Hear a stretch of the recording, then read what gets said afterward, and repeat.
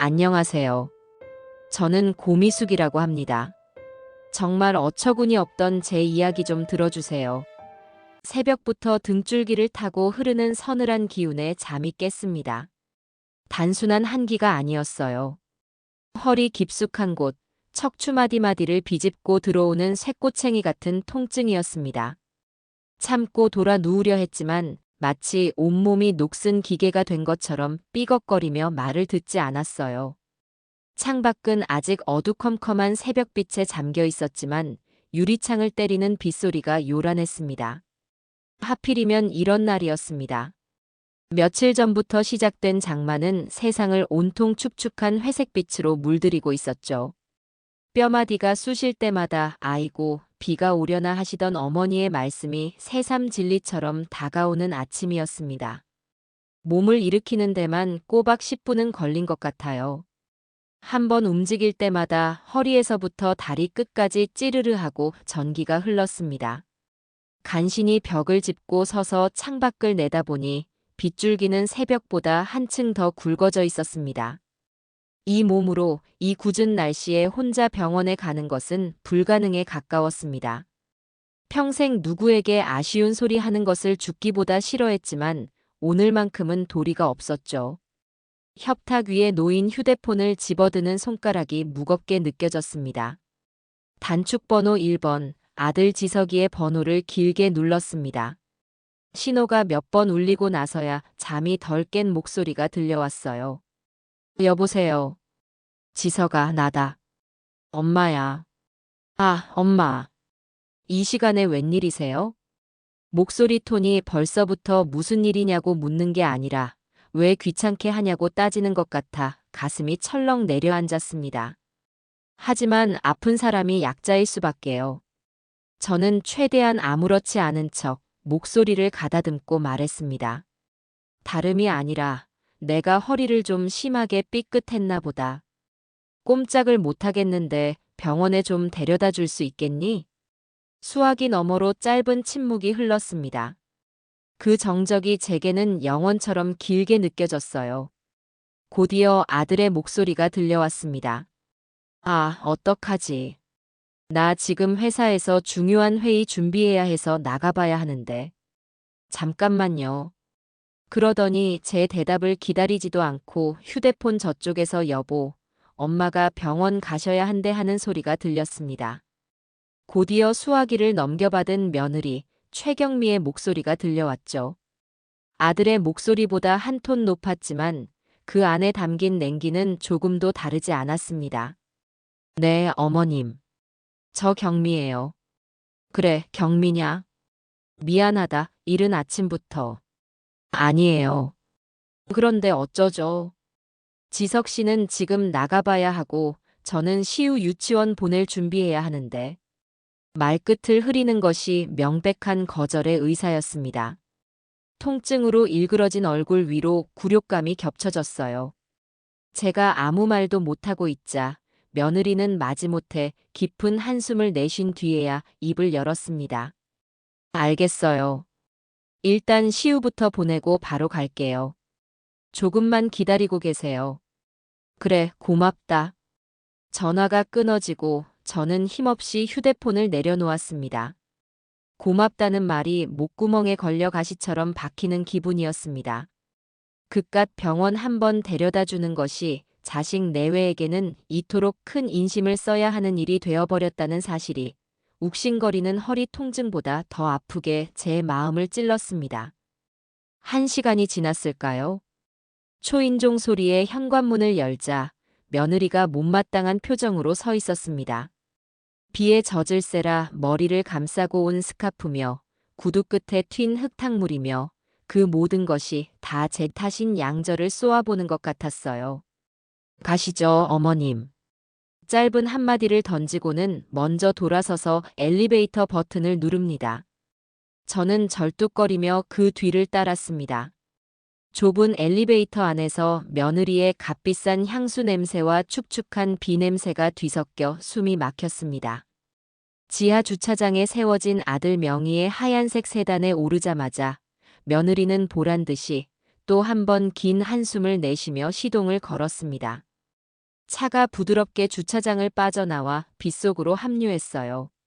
와이퍼가 쉴 새 없이 움직이며 차창에 부딪히는 빗물을 닦아냈지만 제 마음속에 번지는 잿빛 풍경은 닦아낼 길이 없었습니다.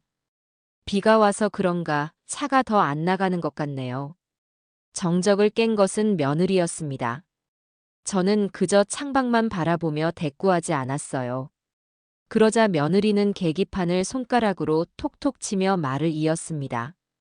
어머, 기름 넣은 지 며칠 안 됐는데 벌써 칸이 이렇게 떨어졌어요. 요즘 기름값 무서워서 어디 사람 태우고 다니겠어요, 정말. 그 말은 명백히 저를 향한 것이었습니다. 사람 태우고 다니기 무섭다는 그 말. 제가 그 사람이었죠. 모욕감에 얼굴이 화끈거렸지만 아픈 몸을 의탁한 처지에 할 수 있는 일은 입을 다무는 것뿐이었습니다. 병원에 도착할 때까지 며느리는 혼잣말처럼 하지만 제가 다 들을 수 있도록 기름값과 자동차 유지비에 대한 불평을 10분 넘게 늘어놓았습니다. 옆 차선에 외제차가 지나가자 저런 차는 연비라도 좋지. 우리 차는 아주 기름을 마셔요. 마셔라며 혀를 차는 것도 잊지 않았죠. 병원에 도착해 접수를 하고 정형외과 의사 앞에 앉기까지 모든 과정이 고역이었습니다. 의사는 제 허리를 이리저리 만져보고 엑스레이 사진을 보더니 추간판 탈출증, 이른바 디스크라고 진단했습니다. 주사를 맞고 물리치료를 받는 내내 며느리는 복도 의자에 앉아 한 번도 제게 와보지 않았습니다. 그저 지루하다는 듯 휴대폰만 들여다보고 있을 뿐이었어요.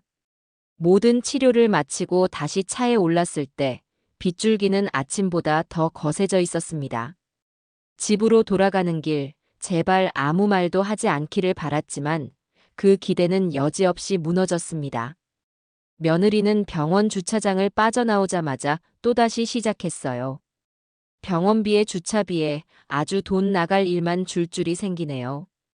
여기에 기름값까지 생각하면 정말. 거기까지 들었을 때 제 안에서 무언가 툭 하고 끊어지고 말았습니다.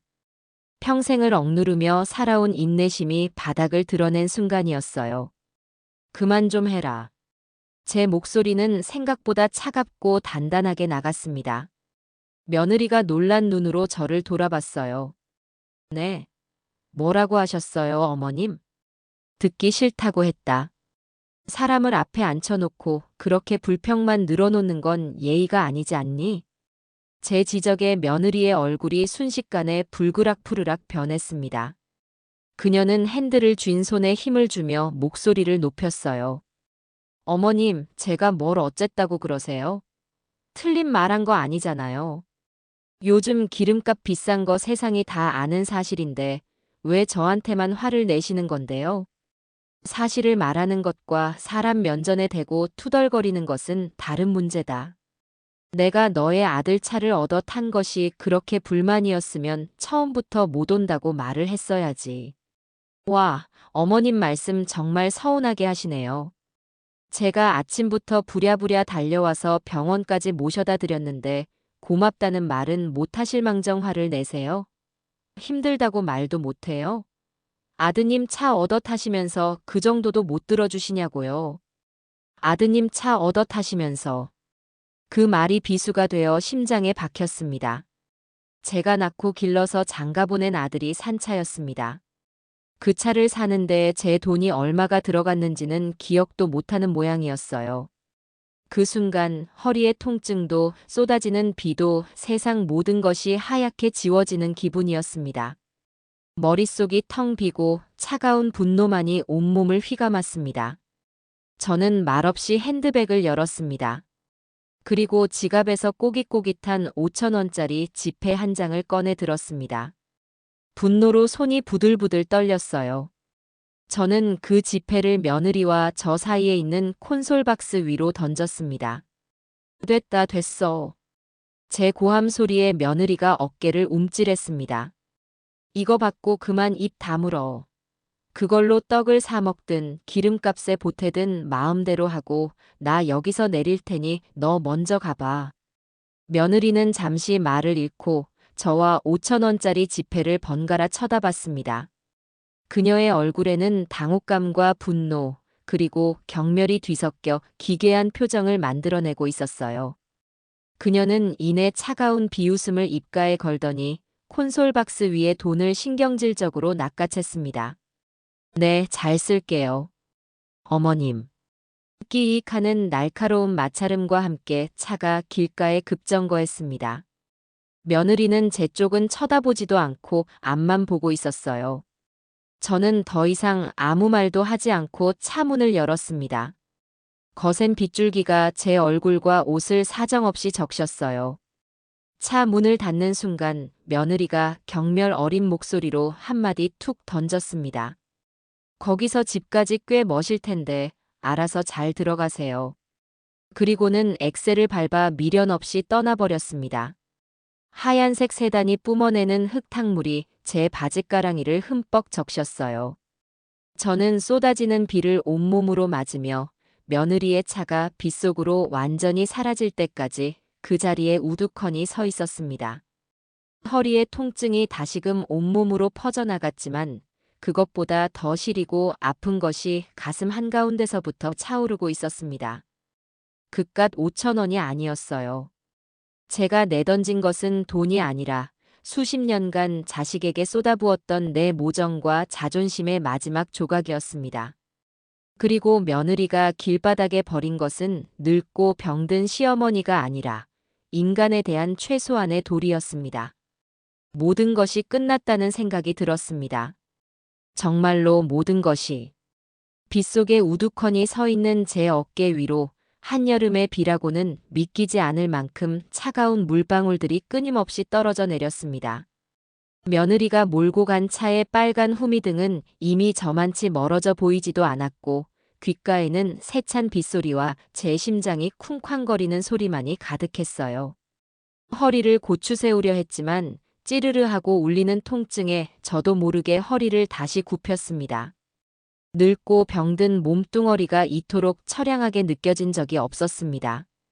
얼마나 지났을까요? 지나가던 차들이 뿜어내는 불빛이 제 젖은 얼굴 위를 스쳐 지나갈 때마다 저는 마치 길 한복판에 버려진 낡은 가구라도 된 것 같은 기분이었습니다. 이대로는 안 됐어요. 이렇게 쏟아지는 비를 맞으며 서 있다가는 정말 큰 병이라도 날 것 같았습니다. 저는 간신히 손을 들어 지나가는 택시를 향해 흔들었습니다. 노란색 택시 한 대가 제 앞에 멈춰 섰습니다. 뒷좌석 문을 열고 젖은 몸을 구겨 넣자 히터에서 나오는 미지근한 바람이 한기를 조금이나마 가시게 해주었어요. 쉰이 넘어 보이는 무뚝뚝한 표정의 기사님이 백미러로 저를 힐끔 보더니 물었습니다. 어디로 모실까요? 현대 아파트요. 제가 사는 아파트 이름을 대자 기사님은 더 묻지 않고 차를 출발시켰습니다. 차창에 맺힌 빗방울들이 뒤로 밀려나며 바깥 풍경을 일그러뜨렸어요. 그 일그러진 풍경이 마치 제 마음속 같았습니다. 모든 것이 제자리에 있지 않고 뒤틀리고 망가져버린 느낌. 그때 기사님이 다시 입을 열었습니다. 따님하고 다투셨나 봐. 표정이 영 안 좋으시네. 저는 대답할 기운도 없어 그저 입을 다물고 있었습니다. 제 침묵을 긍정으로 받아들였는지 기사님은 혼잣말처럼 말을 이었어요. 자식들하고 싸워봐야 부모만 속상하지. 그래도 금방 풀릴 거요. 가족이라는 게 다 그런 거 아니겠소. 가족. 그 말이 왜 그날따라 그토록 공허하고 아프게 들렸을까요? 기사님의 무심한 위로가 도리어 날카로운 유리 조각이 되어 제 속을 후벼 파는 것 같았습니다. 금방 풀릴 거라고요? 아니요. 이번에는 다르다는 것을 직감적으로 알 수 있었어요. 이것은 단순한 다툼이 아니었습니다. 이것은 관계의 종말을 알리는 신호탄이었죠. 눈을 감자 과거의 장면들이 쉴 새 없이 떠올랐습니다. 아들 지석이가 초등학생 때였어요. 운동의 날 넘어져서 무릎이 까진 저를 보고 울먹이며 달려와 작은 손으로 상처를 감싸주던 아이. 엄마 아프지 마. 내가 나중에 커서 엄마 호강시켜줄게. 라고 말하던 그 맑은 눈동자. 그 아이가 어쩌다 저렇게 변해버렸을까요? 며느리 경미는 또 어떻고요? 결혼 전 처음으로 인사를 오겠다며 찾아와 제 앞에 무릎을 꿇고 앉아 수줍게 웃던 모습이 선합니다. 어머님, 지석 씨 많이 사랑해요. 저도 어머님께 딸처럼 잘할게요. 딸처럼 잘하겠다는 그 약속은 오늘 저를 길바닥에 내버리는 것으로 되돌아왔습니다. 그들이 제게 보여줬던 과거의 모든 다정한 모습들이 사실은 그들의 필요에 의해 연기된 한 편의 연극은 아니었을까 하는 끔찍한 생각마저 들었습니다. 택시는 어느새 아파트 단지 입구에 들어서고 있었습니다. 저는 10,000원짜리 한 장을 꺼내 기사님에게 건네며 잔돈은 됐습니다 하고 말했습니다. 기사님은 거스름 돈을 건네주려다 제 표정을 보고는 그저 조심히 들어가시오 하고 짧게 말할 뿐이었죠. 택시에서 내려 비를 맞으며 아파트 현관으로 걸어가는 그 짧은 거리가 천리 길처럼 멀게 느껴졌습니다. 젖은 몸으로 현관 비밀번호를 누르고 집 안으로 들어서자 불 꺼진 거실의 적막함이 저를 덮쳐왔습니다. 아무도 없는 텅 빈 공간. 그곳은 제가 수십 년간 가족을 위해 헌신했던 제 삶의 무대이자 이제는 저 혼자 남겨진 외로운 섬이었습니다. 욕실로 들어가 젖은 옷을 벗어 던지고 뜨거운 물을 틀었습니다. 샤워기에서 쏟아지는 물줄기에 기대어 한참을 서 있었습니다. 몸을 씻어내는 것인지 마음속의 서러움을 씻어내는 것인지 모를 시간이었습니다. 샤워를 마치고 나와 낡은 가운을 걸치고 부엌으로 갔습니다. 따뜻한 차라도 한 잔 마시면 좀 나아질까 싶었어요. 물을 끓이는 동안 저는 식탁 의자에 앉아 멍하니 거실을 둘러보았습니다. 저 소파는 지석이네가 결혼할 때 어머니 허리 안 좋으시니 푹신한 걸로 쓰세요 라며 사준 것이었지만 정작 그들이 올 때마다 가장 편안한 자리를 차지하는 것은 그들이었죠. 저기 걸린 커다란 텔레비전은 손주가 만화 봐야 한다고 경미가 노래를 불러서 바꿔준 것이었습니다. 이 집안의 모든 물건에는 제 돈과 헌신, 그리고 그들의 요구가 켜켜이 쌓여 있었습니다. 그들은 그것을 당연한 권리라고 생각했고 저는 그것을 어미의 도리라고 착각하며 살아왔습니다. 오늘 그 모든 착각이 산산조각 난 것이죠. 띵동 저녁 시간이 다 되어갈 무렵 요란하게 초인종이 울렸습니다. 이 시간에 찾아올 사람이 없는데 혹시나 하는 마음에 인터폰을 보니 화면 가득 아들 지석이의 성난 얼굴이 들어차 있었습니다. 심장이 쿵 하고 내려앉았어요. 며느리에게서 무슨 말을 전해 들었는지 불보듯 뻔했습니다. 저는 마음을 단단히 먹고 현관문을 열었습니다. 문이 열리자마자 아들은 신발도 벗지 않은 채 집 안으로 성큼 들어서며 제게 소리쳤습니다. 엄마, 어떻게 경미한테 그럴 수가 있어요? 사람을 어떻게 길바닥에다 버리고 와요? 애가 충격받아서 지금 밥도 못 먹고 방에 누워있단 말이에요. 엄마가 어떻게 아들 얼굴에 이렇게 똥칠을 해요? 제 안부를 묻는 말은 단 한마디도 없었습니다. 아들의 눈에는 오직 상처받았다는 자신의 아내만 보일 뿐 비를 맞으며 낯선 택시를 타고 돌아온 늙은 어미의 모습은 보이지 않는 모양이었습니다. 분노보다 더 깊은 허탈감이 밀려왔어요. 너의 아내가 나한테 어떻게 했는지는 들었니? 제가 차분하게 묻자 아들은 더욱 격앙된 목소리로 대꾸했습니다. 들었어요. 기름값 얘기 좀 했다고 길바닥에서 돈을 던지면서 망신을 줬다면서요. 엄마가 뭘 그렇게 잘했다고 큰 소리예요. 연세 드시면 좀 너그러워지셔야지 어떻게 성질이 더 나빠지세요? 성질이 나빠졌다고요. 제 평생의 인내와 헌신이 아들의 입에서 나온 나빠진 성질이라는 말 한마디로 전부 부정당하는 순간이었습니다. 웃음이 나왔습니다. 너무나 기가 막혀서 헛웃음이 터져 나왔어요. 그래. 내 성질이 나빠서 그랬다. 그러니 너의 그 착하고 여린 아내 데리고 잘 살아라. 이 늙은 어미는 이제 신경 쓰지 말고. 지금 그게 할 소리예요? 잘못했으면 사과를 해야 할 거 아니에요. 당장 경미한테 전화해서 사과하세요. 사과? 내가 왜? 무엇을? 엄마. 지석아. 저는 처음으로 아들의 이름을 똑바로 부르며 그의 눈을 쳐다봤습니다. 제 기세에 눌렸는지 아들은 잠시 말을 잇지 못했어요. 너는 오늘 병원에 가야 한다고 전화한 이 어미에게 바쁘다고 한마디로 잘라 말했다.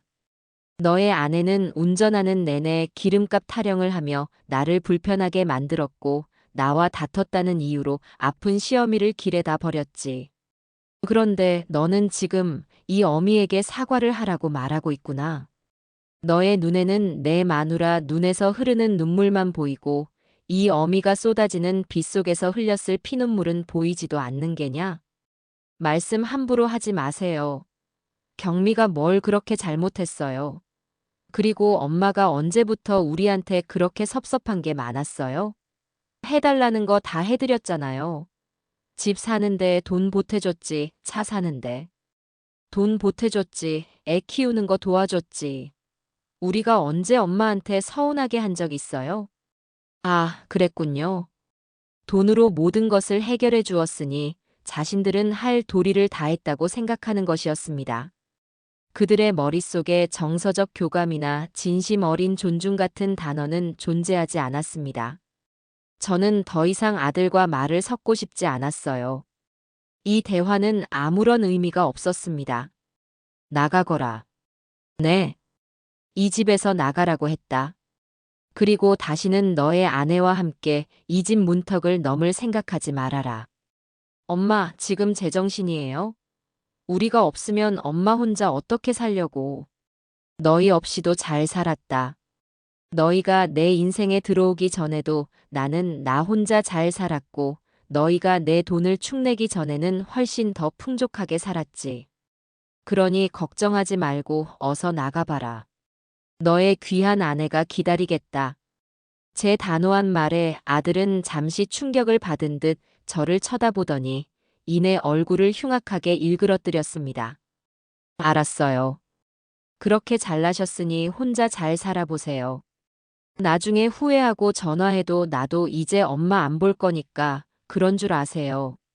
아들은 그렇게 소리치고는 들어올 때처럼 요란하게 문을 박차고 나가버렸습니다. 쾅 하고 닫히는 문소리가 제 심장을 후려쳤습니다. 현관문이 닫히고 집안에는 다시 완벽한 정적이 찾아왔습니다. 저는 그 자리에 한참을 서 있다가 다리에 힘이 풀려 주저앉고 말았습니다. 눈물이 나지 않았습니다. 그 대신 마음속 깊은 곳에서부터 차갑고 단단한 무언가가 천천히 차오르는 것이 느껴졌습니다. 그것은 슬픔이나 분노가 아니었어요. 그것은 결심이라는 이름의 얼음덩어리였습니다. 다음 날 아침, 저는 밤새 끙끙 앓았습니다.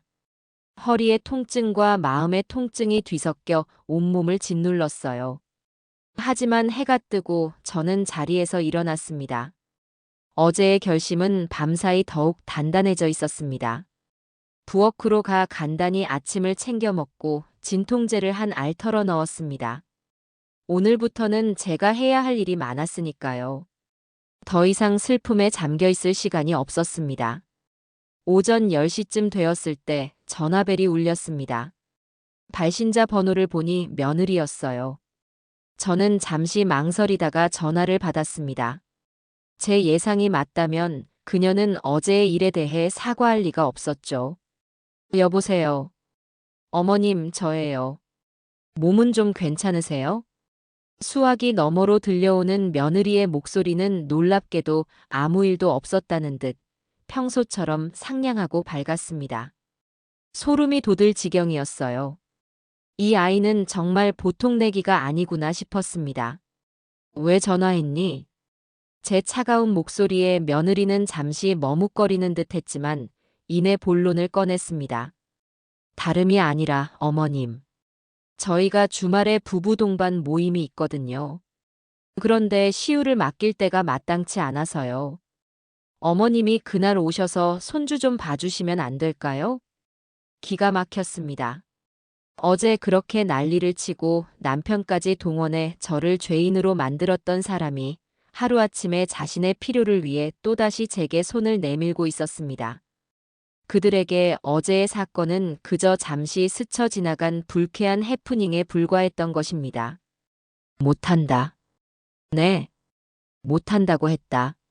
나도 이제 내 몸 추스르고 내 시간을 가져야겠다. 너희 아이는 너희가 알아서 돌보아라. 제 단호한 거절에 며느리는 당황한 기색이 역력했습니다. 잠시 말이 없던 그녀는 이내 짜증이 섞인 목소리로 말했어요. 어머님, 아직도 어제 일 때문에 그러세요? 정말 밴댕이 소갈딱지처럼 왜 그러세요? 지석 씨한테 얘기 다 들었어요. 어머님이 먼저 돈 던지면서 망신 주셨다면서요. 어른이 먼저 사과하고 푸셔야죠. 역시나. 그들은 자신들의 잘못을 인정할 생각이 추호도 없었습니다. 오히려 모든 원인을 제게 돌리고 있었죠. 너와 더 이상 할 말 없다. 끊겠다. 저는 며느리가 무어라 더 말하기 전에 전화를 끊어버렸습니다. 그리고 곧바로 휴대폰 전원을 꺼버렸어요. 한동안은 그 누구의 연락도 받고 싶지 않았습니다. 며칠이 지났습니다. 그 사이 아들에게서도 며느리에게서도 더는 연락이 오지 않았어요. 아마 저의 밴댕이 소갈딱지 같은 성질머리에 단단히 삐친 모양이었죠. 차라리 잘된 일이라고 생각했습니다. 그들의 간섭이 없는 조용한 일상이 얼마만인지 몰랐습니다. 저는 그 며칠 동안 병원에 다니며 물리치료를 받고 집에서 조용히 휴식을 취했습니다. 그리고 많은 생각을 했어요. 제 남은 인생을 어떻게 살아야 할 것인가에 대해서요. 그러던 중 남편의 제삿날이 다가왔습니다. 해마다 아들 내외와 함께 조촐하게나마 제사를 지내왔기에 올해도 어김없이 음식을 준비하기 시작했습니다. 그들과의 관계는 틀어졌지만 남편에 대한 도리는 저버리고 싶지 않았기 때문입니다. 며칠 전부터 장을 보고 제사 전날에는 하루 종일 부엌에 서서 전을 부치고 나무를 묻혔습니다. 아픈 허리를 두드려가며 정성껏 제사상을 준비했어요. 제삿날 저녁 약속한 시간이 한참 지나서야 아들 내외가 모습을 드러냈습니다. 피곤에 절은 얼굴로 들어서는 두 사람의 모습에 저는 아무 말도 하지 않았습니다. 그들은 제사상에는 눈길도 주지 않고 거실 소파에 털썩 주저앉았어요. 아, 피곤해. 회사에서 야근까지 하고 왔더니 죽겠네. 아들이 넥타이를 풀어던지며 말했습니다. 며느리는 거울을 보며 화장을 고치더니 제사상을 힐끗 보고는 입을 삐죽였습니다. 어머님, 음식 많이도 하셨네요. 요즘 누가 집에서 이렇게 거창하게 제사를 지내요. 그냥 식당 가서 맛있는 밥 한 끼 먹고 추모하면 되는 걸 힘들게 왜 이러세요? 남편을 기리는 제사상 앞에서 제 정성을 힘들게 왜 이러냐는 말로 깎아내리는 며느리의 모습에 속에서 천불이 났습니다. 하지만 저는 꾹 참았어요. 오늘만큼은 싸우고 싶지 않았습니다. 그래도 1년에 한 번인데 아버지가 좋아하시던 음식들로 차렸다. 어서 옷 갈아입고 와라. 제사 지내게. 제 말에 아들 내외는 마지못해 자리에서 일어나 방으로 들어갔습니다. 잠시 후 제사상 앞에 선 아들과 며느리의 표정은 조금도 경건하지 않았어요. 절을 하는 것도 건성건성이었습니다. 모든 절차가 끝나고 음복을 위해 자리에 앉자마자 아들 내외는 기다렸다는 듯 서류 봉투 하나를 쓱 내밀었습니다. 엄마, 이거요. 이게 뭐냐? 저희 차를 좀 바꾸려고요. 지금 타는 차가 오래돼서 그런지 연비도 안 좋고 경미가 운전하기에도 좀 크다고 해서요. 이번에 새로 나온 차가 괜찮더라고요. 그래서 할부로 사려고 하는데 저희 신용만으로는 한도가 좀 부족해서요. 엄마가 보증만 좀 서주시면 돼요. 그들의 뻔뻔함에 헛웃음이 나왔습니다. 아버지 제사상 앞에서 그들은 자신들의 새 차를 살 궁리를 하고 있었던 것입니다. 제가 망설이는 표정을 짓자 며느리가 옆에서 거들었습니다. 어머님은 연금도 꼬박꼬박 나오시고 상가에서 월세도 받으시잖아요. 재산도 있으시니까 보증 서는 거 어려운 일 아니잖아요. 아드님 좋은 차 타면 어머님도 좋으신 거 아니에요? 그들의 눈에는 제가 보증 서기 딱 좋은 조건을 가진 사람으로만 보이는 것 같았습니다. 제가 가진 재산이 그들에게는 언제든 꺼내 쓸 수 있는 자신들의 예비 통장 정도로 여겨지는 것이 분명했어요. 못한다. 제 단호한 한마디에 두 사람의 얼굴이 굳어졌습니다. 지금 타는 차 산지 얼마나 되었다고 벌써 바꾸니. 아직 쌩쌩하고만. 허튼데 돈 쓸 생각하지 말고 있는 거나 잘 타고 다녀라. 엄마, 지금 그게 무슨 말씀이세요? 우리가 허튼데 돈 쓴대요? 그리고 이건 그냥 보증만 서달라는 거잖아요. 엄마 돈 들어가는 것도 아닌데 왜 안 된다는 거예요? 아들이 언성을 높였습니다. 저는 조용히 자리에서 일어나 제사상에 올렸던 숭늉 그릇을 치우며 말했습니다. 너희 아버지 앞에서 더는 시끄럽게 굴고 싶지 않다. 그 얘기는 그만하거라. 제 말에 아들 내외는 분을 사귀지 못하는 표정으로 서로를 쳐다보더니 결국 저희 먼저 일어나겠습니다. 라는 말을 남기고 횡하니 집을 나가버렸습니다. 텅 빈 집, 푸짐하게 차려졌던 제사상이 초라하게 보였습니다. 저는 남편의 사진을 한참 동안 바라보았습니다. 여보, 미안해요. 내가 자식 농사를 잘못 지었나 봐요. 사진 속 남편은 여전히 온화한 미소를 짓고 있을 뿐이었습니다. 그날 밤 저는 남은 음식을 모두 음식물 쓰레기통에 쏟아부었습니다. 더 이상 그 누구를 위해서도 음식을 하고 싶지 않았습니다. 그 일이 있은 후 아들 내외와의 관계는 돌아올 수 없는 강을 건넜다는 것을 알 수 있었습니다. 그들은 더 이상 제게 연락하지 않았고 저 또한 그들을 찾지 않았어요. 그렇게 한 달쯤 시간이 흘렀을까요? 손주 녀석이 눈에 밟히긴 했지만 그 아이를 보기 위해 그 부모의 얼굴을 봐야 한다는 사실이 저를 망설이게 했습니다. 저는 제 삶에 집중하기로 마음먹었어요.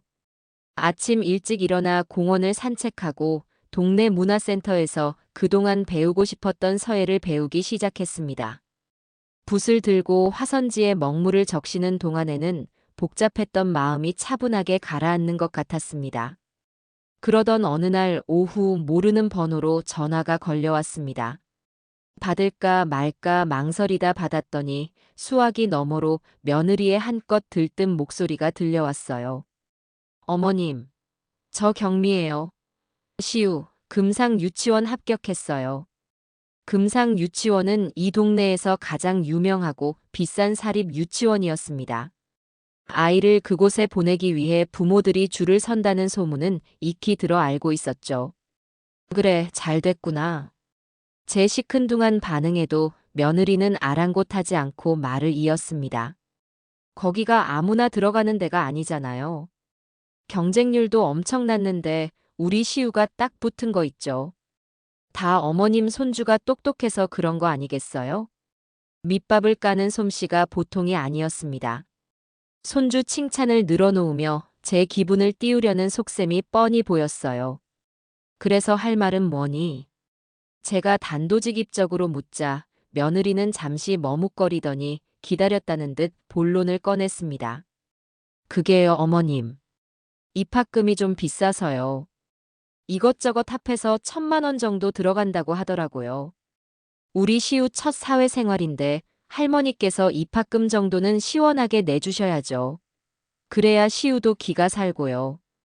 1,000만 원. 그 액수를 듣는 순간 저는 아무런 감정도 느껴지지 않았습니다. 놀랍지도 화가 나지도 않았어요. 그저 올 것이 왔구나 하는 생각뿐이었습니다. 그들에게 저는 여전히 돈 나오는 구멍 그 이상도 이하도 아니었던 것입니다. 못한다. 네. 어머님, 지금 뭐라고? 너희 힘으로 해결하라고 했다. 너희 아이를 어느 유치원에 보내든 그것은 너희가 결정할 일이고 그 책임 또한 너희가 져야 하는 것이야. 나에게 손 벌릴 생각하지 말아라. 이번에는 정말로 한치의 망설임도 없이 거절했습니다. 수화기 너머의 며느리는 잠시 말을 잃은 듯 했습니다. 잠시 후 전화를 넘겨받은 아들의 다급한 목소리가 들려왔어요. 엄마, 지금 장난해요? 애 유치원 입학금 1,000만 원이 그렇게 아까워요? 아깝고 안 아깝고의 문제가 아니다. 이건 원칙의 문제야. 원칙? 무슨 원칙이요? 할머니가 손주한테 그 정도도 못 해줘요? 엄마 진짜 너무하시네. 남들한테는 셔터 내리고 장사 안 한다면서 정작 친손주한테 들어가는 돈은 그렇게 벌벌 떠시는 거예요? 남들한테 셔터 내리고 장사 안 한다는 말이 무슨 뜻인지 알 수 없었지만 그 비아냥거림 속에 담긴 악의는 선명하게 느껴졌습니다. 제 헌신과 사랑이 아들의 입에서 벌벌 떤다는 경멸적인 표현으로 되돌아오는 순간 제 마음속에 남아있던 마지막 미련의 불씨마저 완전히 꺼져버렸습니다. 그래. 나는 돈이 아까워서 벌벌 떠는 속 좁은 늙은이다. 그러니 너는 너의 능력껏 너의 아이를 키우거라. 다시는 이런 일로 전화하지 마라. 저는 그 말을 끝으로 전화를 끊었습니다. 손바닥을 보니 휴대폰을 너무 꽉 쥐어 하얗게 질려 있었어요.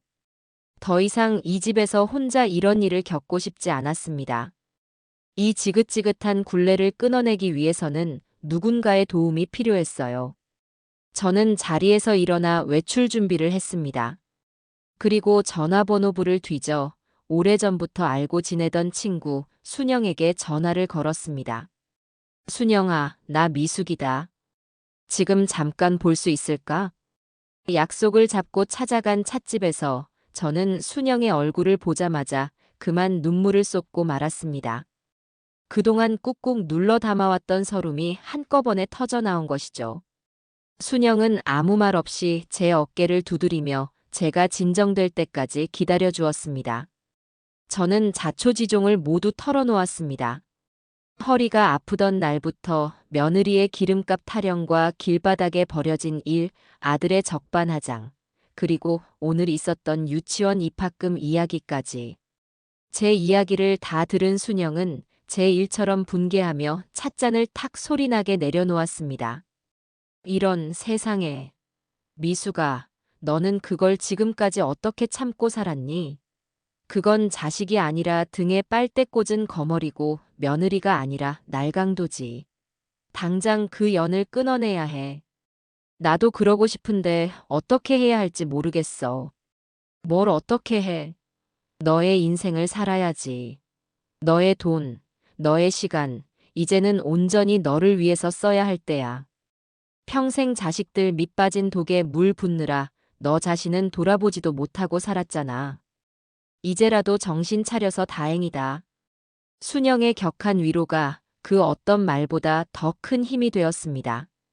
혼자 끙끙 앓던 문제를 누군가와 나누고 내 편이 되어주는 사람이 있다는 사실만으로도 숨통이 트이는 것 같았어요. 미수가 잘 들어.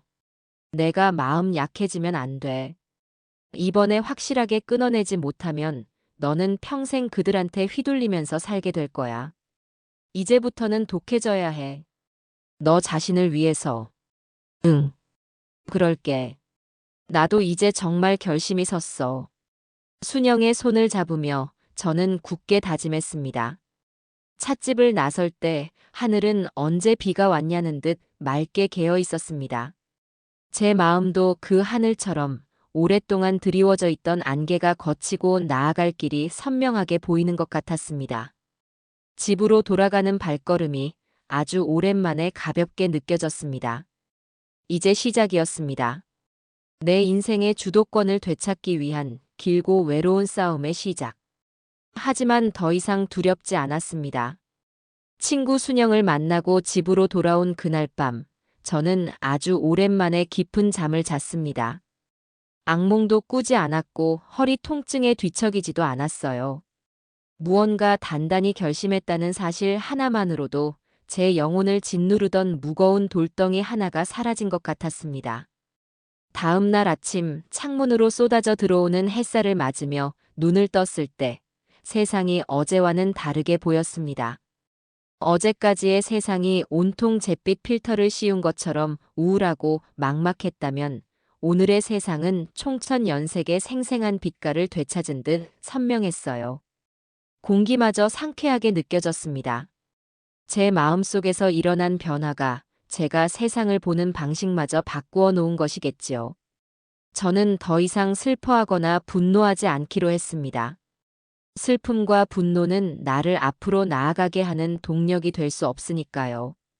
대신 차분하고 냉철하게, 그리고 아주 철저하게 제 인생의 남은 페이지를 계획하기로 마음먹었습니다. 이것은 복수가 아니에요. 이것은 제자리를 찾는 과정입니다. 뒤죽박죽 엉망이 되어버린 제 인생의 질서를 바로잡고 모든 것을 원래 있어야 할 자리로 돌려놓는 것. 제 돈은 제 지갑으로, 제 시간은 저를 위해, 그리고 제 마음은 오롯이 저의 평화를 위해 쓰여야 했습니다. 아침 식사를 마치고 저는 안방으로 들어가 수십 년 된 자개장 앞에 섰습니다. 영롱한 빛을 내는 자개장식이 시집 올 때 혼수로 해왔던 그날의 기억을 떠올리게 했습니다. 그 안에는 제 젊은 날의 꿈과 남편과의 추억, 그리고 제 인생의 희로애락이 담긴 역사가 고스란히 잠들어 있었죠. 쿵 하고 무거운 문을 열자 오래된 나무 냄새와 함께 제 과거의 흔적들이 모습을 드러냈습니다. 가장 깊숙한 곳, 비단 보자기에 쌓인 작은 오동나무 상자를 꺼냈습니다. 상자 뚜껑을 열자 그 안에는 제 인생의 재무제표나 다름없는 서류들이 빼곡히 들어있었어요. 가장 먼저 손에 잡힌 것은 낡은 갈색 표지의 예금 통장이었습니다. 남편과 함께 맞벌이를 하며 악착같이 모았던 돈이었습니다. 통장 앞면에는 주택 마련 예금이라는 글씨가 희미하게 남아 있었어요. 한 장 한 장 넘길 때마다 급여라고 찍힌 숫자들과 함께 그 시절의 땀과 노력이 고스란히 전해지는 듯 했습니다. 이 돈으로 우리는 지금 이 아파트를 장만했고 지석이를 낳아 길렀습니다. 다음으로 꺼내 든 것은 조금 더 새 것인 통장이었어요. 박지석 혼수자금이라고 제가 따로 이름 붙여놓은 통장이었죠. 지석이가 대학에 들어갔을 때부터 혹시라도 아들이 돈 때문에 기죽을까봐 매달 꼬박꼬박 부었던 돈이었습니다.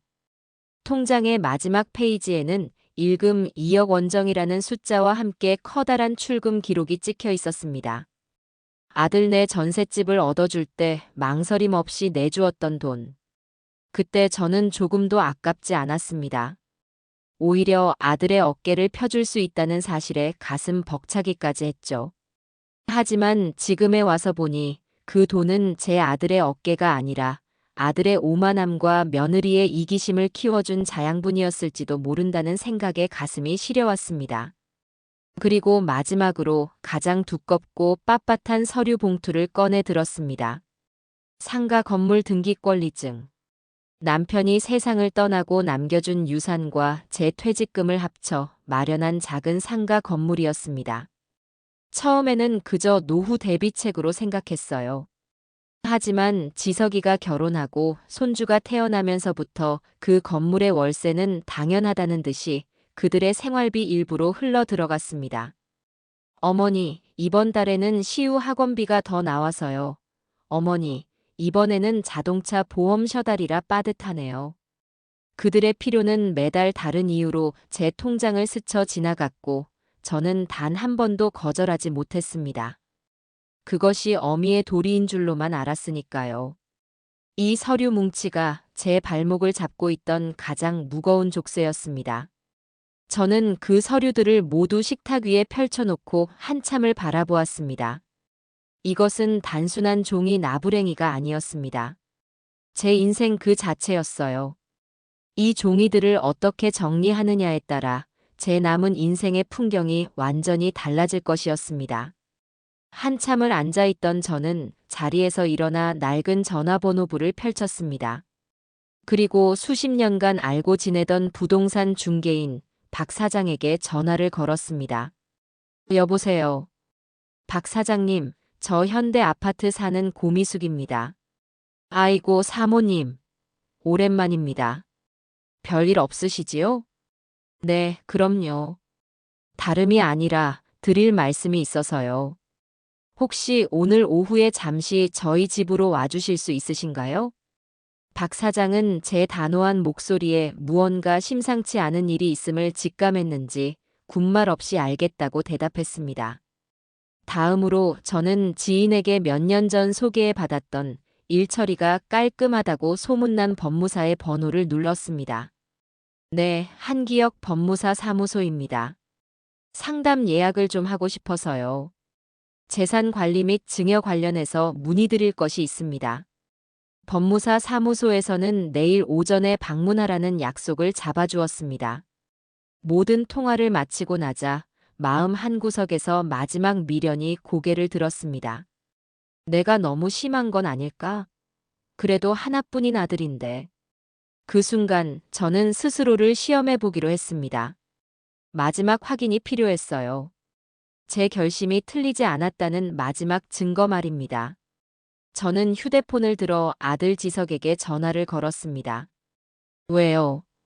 전화를 받자마자 들려온 아들의 목소리는 여전히 차갑고 날이 서 있었습니다. 지석아, 나다. 다름이 아니라 오늘따라 허리가 더 아픈 것 같구나. 혹시 잠시 들러서 팥이라도 좀 붙여주고 갈 수 있겠니? 저는 최대한 아프고 힘없는 목소리를 연기했습니다. 만약 아들이 이 말에 조금이라도 걱정하는 기색을 보인다면, 단 한순간이라도 망설이는 모습을 보인다면, 저는 이 모든 계획을 다시 생각해 볼 용의가 있었습니다. 하지만 수화기 너머로 들려온 아들의 대답은 제 마지막 기대를 산산조각 냈습니다. 아, 또요? 엄마는 맨날 아프다고만 하세요. 지금 바빠서 못 가요. 경미도 오늘 약속 있고요. 정 아프시면 동네 병원에 가보시든가요. 끊어요. 딸깍. 전화는 일방적으로 끊겼습니다. 저는 한동안 멍하니 휴대폰을 들고 서 있었습니다. 또요? 라는 그 한마디. 제 고통은 아들에게 그저 반복되는 귀찮은 일과에 불과했던 것입니다. 눈물이 나지 않았습니다. 오히려 마음이 후련해졌어요. 고맙다, 아들아. 너의 그 무심함 덕분에 나의 마지막 망설임이 깨끗하게 사라졌구나. 이제 더 이상 뒤돌아볼 필요가 없었습니다. 저는 식탁 위에 펼쳐진 서류들을 단단한 눈빛으로 바라보았습니다. 이제 시작할 시간이었습니다. 그날 오후 약속한 시간에 박 사장이 집으로 찾아왔습니다. 수십 년간 이 동네에서 부동산을 해온 그는 제 남편과도 막역한 사이였기에 저를 보자마자 반갑게 인사를 건넸습니다. 사모님, 얼굴이 많이 좋아지셨습니다. 좋은 일이라도 있으신가요? 어서 오세요, 박 사장님. 더운데 오시느라 고생하셨네요. 저는 그를 식탁에 앉히고 시원한 매실차를 한 잔 내어드렸습니다. 박 사장은 차를 한 모금 마시고는 조심스럽게 입을 열었어요. 그런데 사모님, 무슨 일로 보자고 하신 겁니까? 전화 목소리가 하도 결연하셔서 제가 다 긴장이 되더군요. 저는 말없이 식탁 위에 놓인 서류 뭉치 중 상가 건물 등기권리증을 그의 앞으로 쓱 밀었습니다. 박 사장은 서류를 보더니 눈이 동그래졌습니다. 아니, 사모님. 이건 팔아주세요. 네. 뭘 파신다고요? 그 상가 건물요. 박 사장님이 제일 잘 아시잖아요.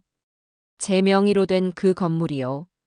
제 말에 박 사장은 안경을 고쳤으며 저를 다시 쳐다봤습니다. 그의 눈에는 당혹감과 의아함이 가득했어요. 아니, 사모님. 그 황금알을 낳는 거위를 왜 파시려고 합니까? 매달 월세도 꼬박꼬박 잘 나오고 위치도 좋아서 앞으로 값어치가 더 오를 텐데요. 아드님하고는 상의하신 겁니까? 아니요. 네. 이 일은 제 아들 내외는 전혀 모르게 진행해 주셨으면 합니다. 이것은 저의 결정이고 그 아이들과는 상의할 필요가 없는 일이에요. 박 사장님께 부탁드릴 것은 단 두 가지입니다. 시장에 나올 수 있는 가장 좋은 가격으로 그리고 가장 빨리 조용하게 처분해 주세요. 하실 수 있으시겠어요? 제 단호한 태도에 박 사장은 잠시 입을 다물고 저를 바라보았습니다. 그는 제 얼굴에서 무언가를 읽으려 애쓰는 듯 했습니다. 아마도 그동안 제 아들 내외와의 관계에서 무슨 일이 있었는지 어렴풋이 짐작하고 있는지도 몰랐습니다. 한참을 생각에 잠겨있던 박 사장은 이내 무겁게 고개를 끄덕였습니다. 알겠습니다, 사모님. 사모님께서 이렇게까지 말씀하시는 데는 다 이유가 있으시겠지요. 제가 한번 최선을 다해 보겠습니다. 다만 급하게 내놓으시면 죗값을 다 받기 어려울 수도 있습니다. 상관없습니다. 제가 원하는 것은 최고의 가격이 아니라 속도입니다. 뒷말이 나오지 않도록 최대한 신속하고 깔끔하게 처리해 주십시오. 알겠습니다. 저만 믿으십시오, 사모님.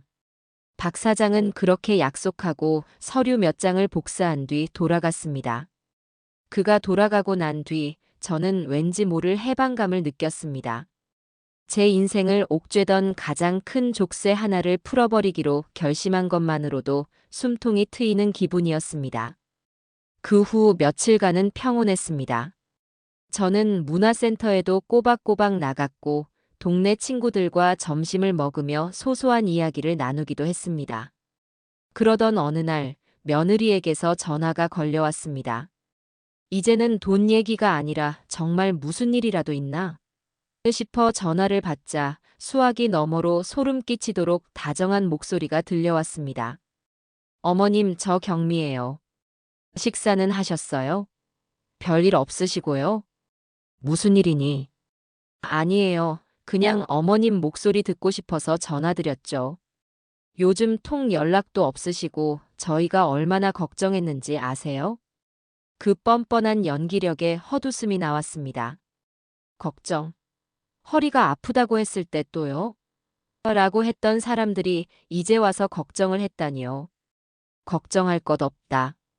잘 지내고 있으니 다행이네요. 참, 어머님. 제가 오늘 친구랑 백화점 갔다가 글쎄 어머님 아파트 상가에 있는 부동산 박 사장님을 만났잖아요. 어머님 안부도 여쭤보시고 하더라고요. 요새 자주 뵙는다면서요? 무슨 좋은 일이라도 있으세요? 집이라도 넓혀서 이사 가시려고요? 역시나 무언가 낌새를 채고 저를 떠보러 전화를 한 것이었습니다. 저는 태연하게 대답했습니다. 아니다. 그냥 아는 분이라 잠시 뵌 것뿐이다. 에이, 그러세요? 저는 또 어머님이 저희 몰래 좋은 집이라도 계약하시는 줄 알았네. 저희랑도 상의하셔야죠, 어머님. 말끝에 묻어나는 서운함과 의심을 저는 모른 척했습니다. 그 후로도 며느리는 몇 분간이나 시답잖은 이야기를 늘어놓으며 제 속을 떠보려 했지만 저는 끝까지 아무런 단서도 주지 않았습니다. 전화를 끊고 나니 마음이 더 단단해졌습니다. 저들의 탐욕스러운 촉수는 여전히 저를 향해 뻗어오고 있었습니다. 더 이상 시간을 끌어서는 안 됐습니다. 다음 날 저는 예약해둔 법무사 사무실을 찾아갔습니다. 번화가에 위치한 깨끗한 건물이었고 사무실 내부는 제가 생각했던 것보다 훨씬 더 전문적인 분위기를 풍겼습니다.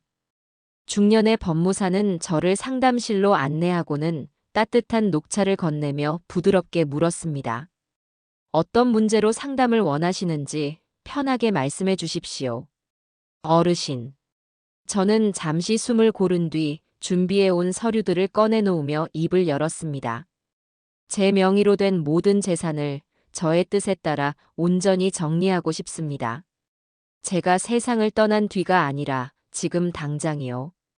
법무사는 제 서류들을 꼼꼼히 검토하며 제 이야기를 들었습니다.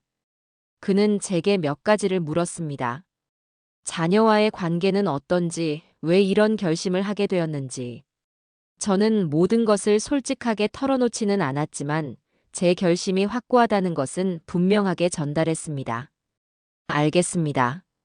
어르신의 의지는 충분히 이해했습니다. 그렇다면 몇 가지 방법을 고려해 볼 수 있습니다. 법무사는 제게 여러 가지 법적인 절차에 대해 상세히 설명해 주었습니다. 재산을 처분한 뒤 그 돈을 어떻게 관리하고 분배할지에 대한 것이었죠. 유언장을 작성하여 사후에 재산을 분배하는 방법, 살아생전에 특정인에게 재산을 증여하는 방법, 그리고 신탁 제도를 활용하여 재산을 전문적으로 관리하며 수익금을 원하는 곳에 기부하거나 생활비로 사용하는 방법 등이 있었습니다. 만약 어르신께서 자녀에게 재산을 전혀 물려주고 싶지 않으시다면 유언장만으로는 부족할 수 있습니다. 자녀에게는 법적으로 보장된 유류분이라는 권리가 있기 때문입니다. 하지만 살아생전에 재산을 처분하여 기부를 하시거나 다른 용도로 사용하신다면 그 부분에 대해서는 자녀들이 권리를 주장하기 어렵습니다. 법무사의 설명을 듣는 동안 제 머릿속은 복잡하면서도 명쾌해졌습니다. 저는 그저 돈을 빼돌려 자식들을 골탕 먹이려는 것이 아니었어요. 제 피와 땀이 담긴 재산을 가장 가치 있고 의미 있는 곳에 쓰고 싶었습니다. 그리고 남은 돈으로는 평생 고생한 저 자신에게 품위 있고 편안한 노후를 선물하고 싶었습니다. 저는 제가 가진 재산의 일부를 사회에 환원하고 싶습니다.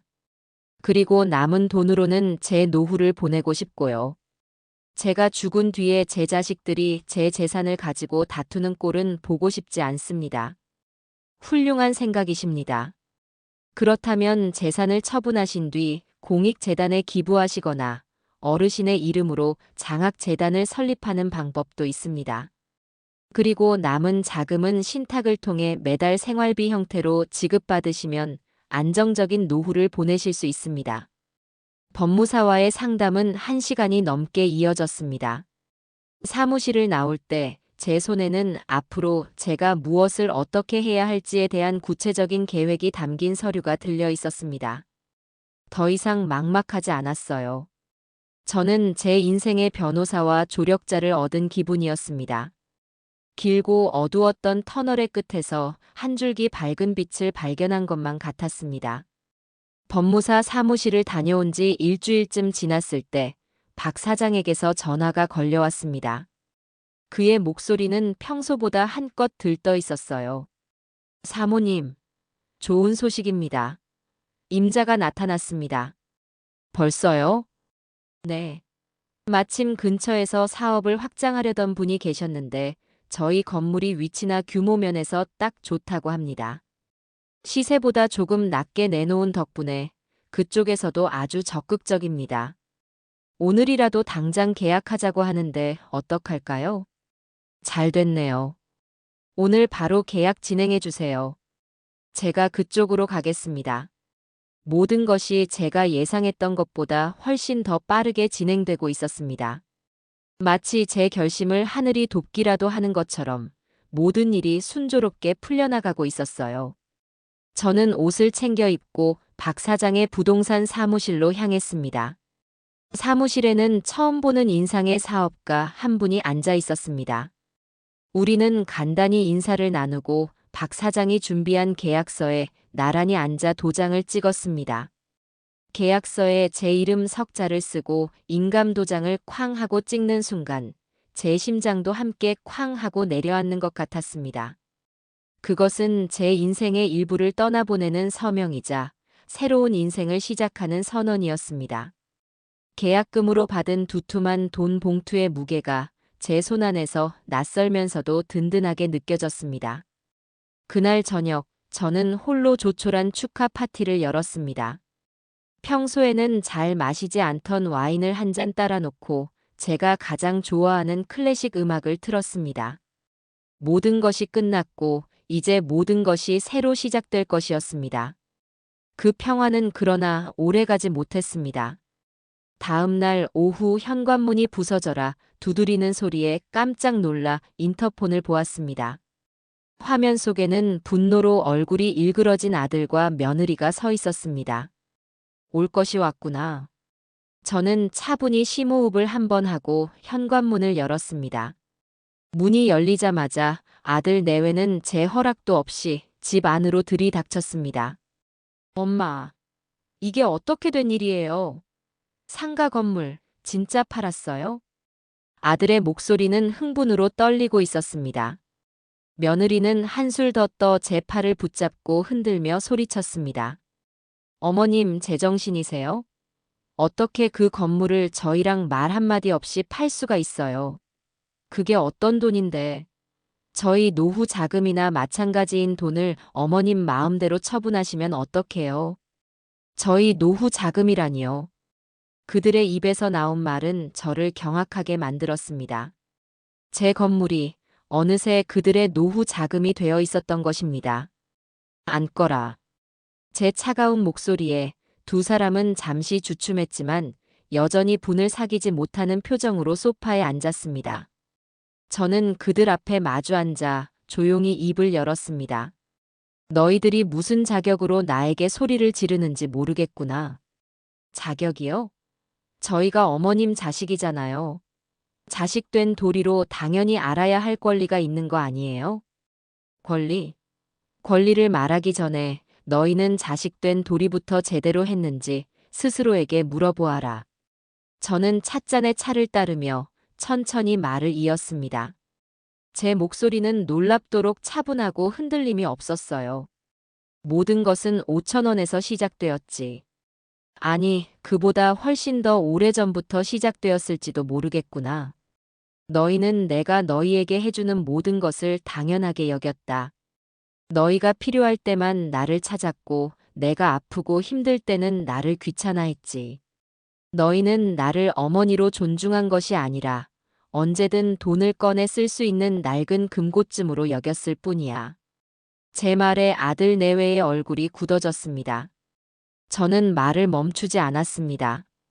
너희 며느리는 아픈 시어미를 병원에 데려다 주면서 기름값 타령을 했고 나와 다퉜다는 이유로 나를 길에다 버렸다.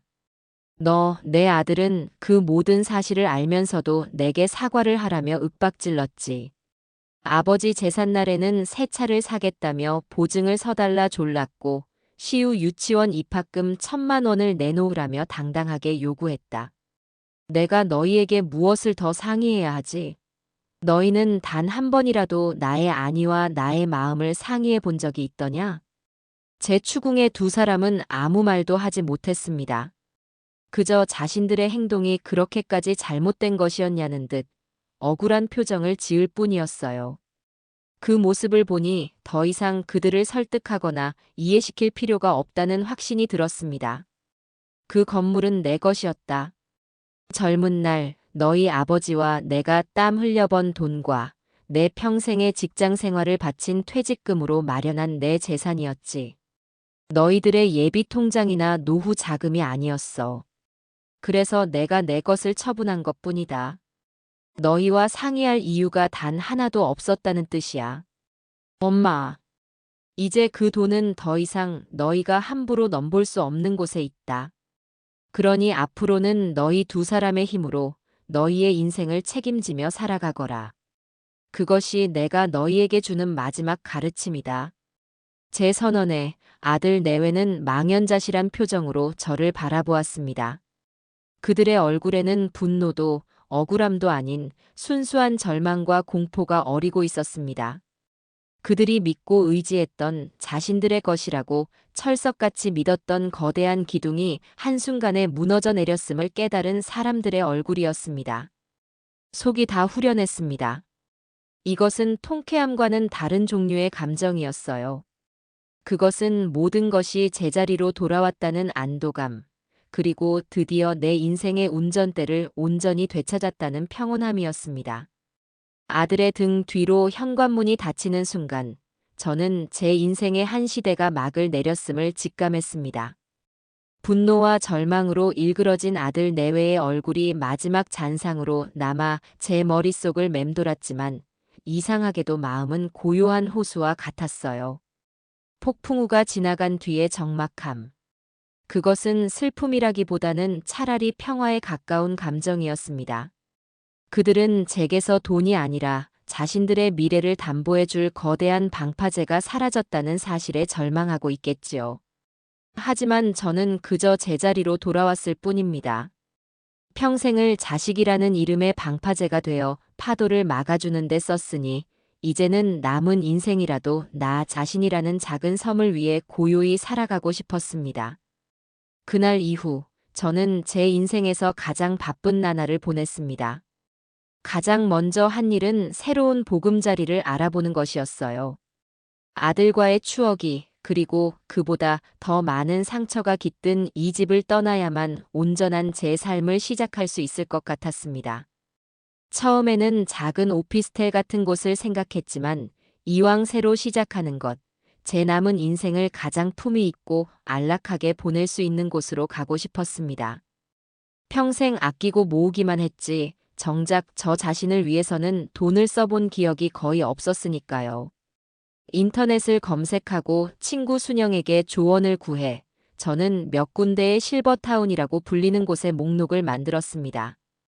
자식들에게 더는 신세 지지 않고 삼시세끼 따뜻한 식사가 제공되며 비슷한 연배의 친구들과 어울려 다양한 취미 활동을 즐길 수 있다는 점이 제 마음을 끌었습니다.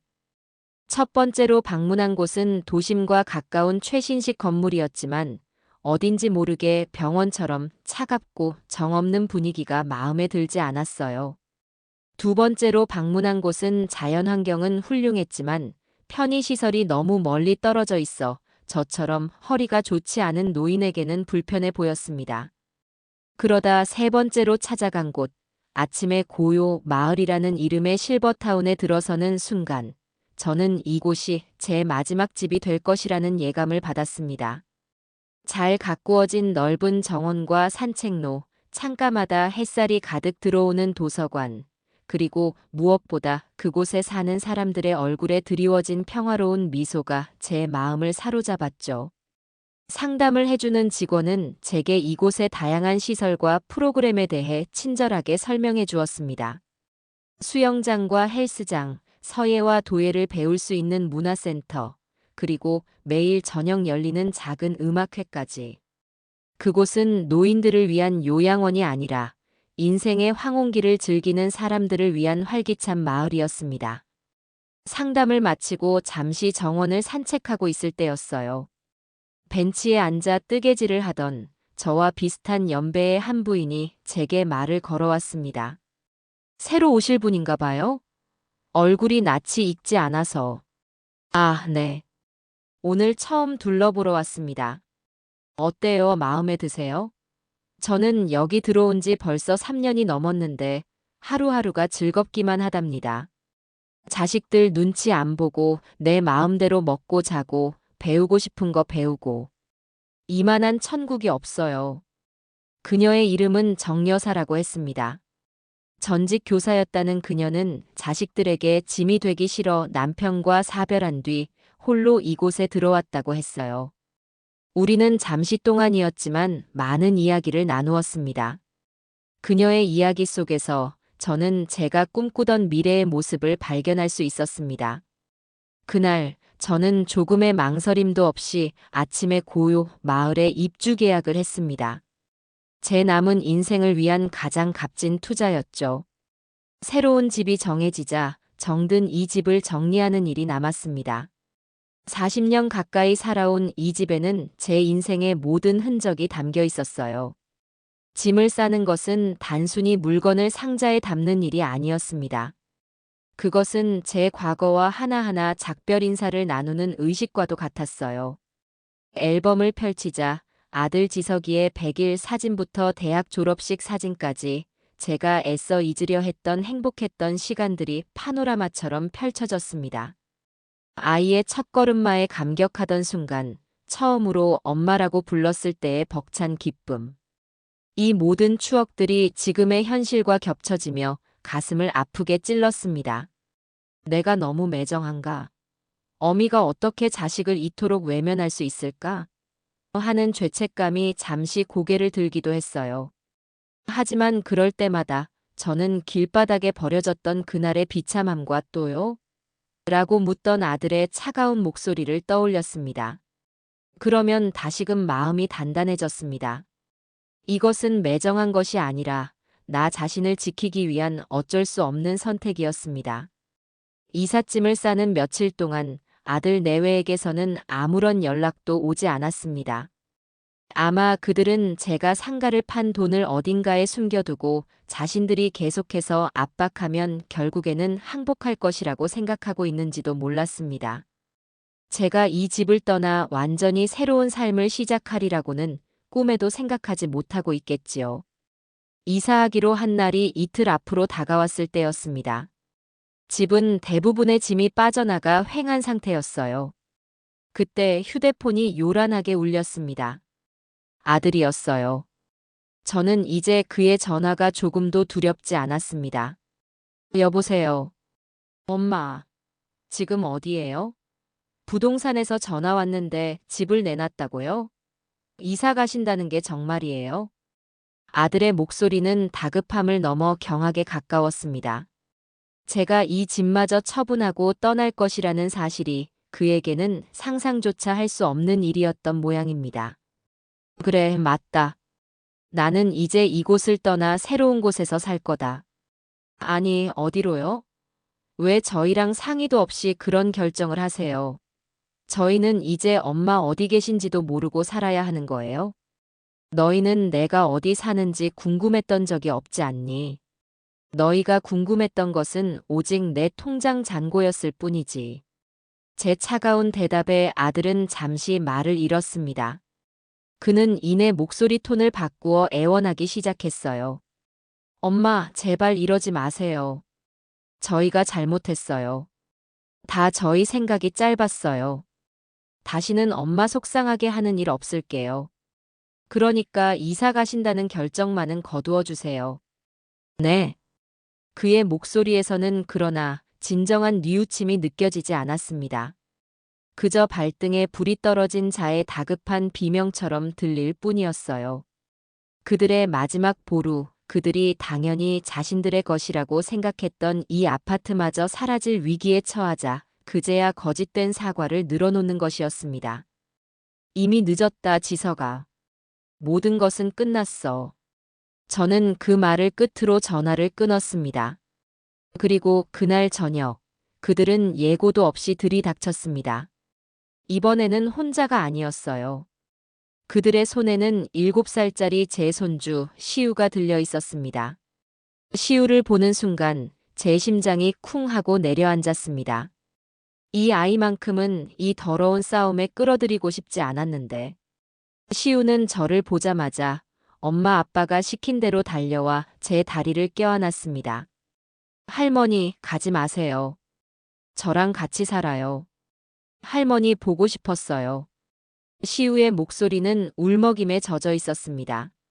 제 손주의 연약한 어깨가 가늘게 떨리는 것을 보며 제 마음도 함께 무너져 내리는 것 같았어요. 며느리는 옆에서 눈물을 훔치는 신용을 하며 시우가 며칠 전부터 할머니 보고 싶다고 계속 울었어요. 어머님. 저희가 다 잘못했으니 제발 떠나지 마세요. 라고 말했습니다. 아들은 아무 말 없이 그저 안타깝다는 표정으로 저와 시우를 번갈아 쳐다볼 뿐이었죠. 이것이 그들이 준비한 마지막 카드였습니다. 가장 비겁하고 가장 잔인한 방법. 이 어린아이의 순수한 마음을 방패 삼아 제 마음을 흔들려는 속셈이었죠. 저는 천천히 무릎을 굽혀 시우와 눈을 맞췄습니다. 그리고 시우의 작은 얼굴을 두 손으로 감쌌어요. 손주의 눈망울에는 진심 어린 슬픔이 담겨 있었습니다. 아마도 이 아이는 정말로 할머니가 떠난다는 사실이 슬펐을 겁니다. 우리 시우, 할머니 보고 싶었구나. 시우는 고개를 끄덕이며 제 품에 더욱 깊이 파고들었습니다.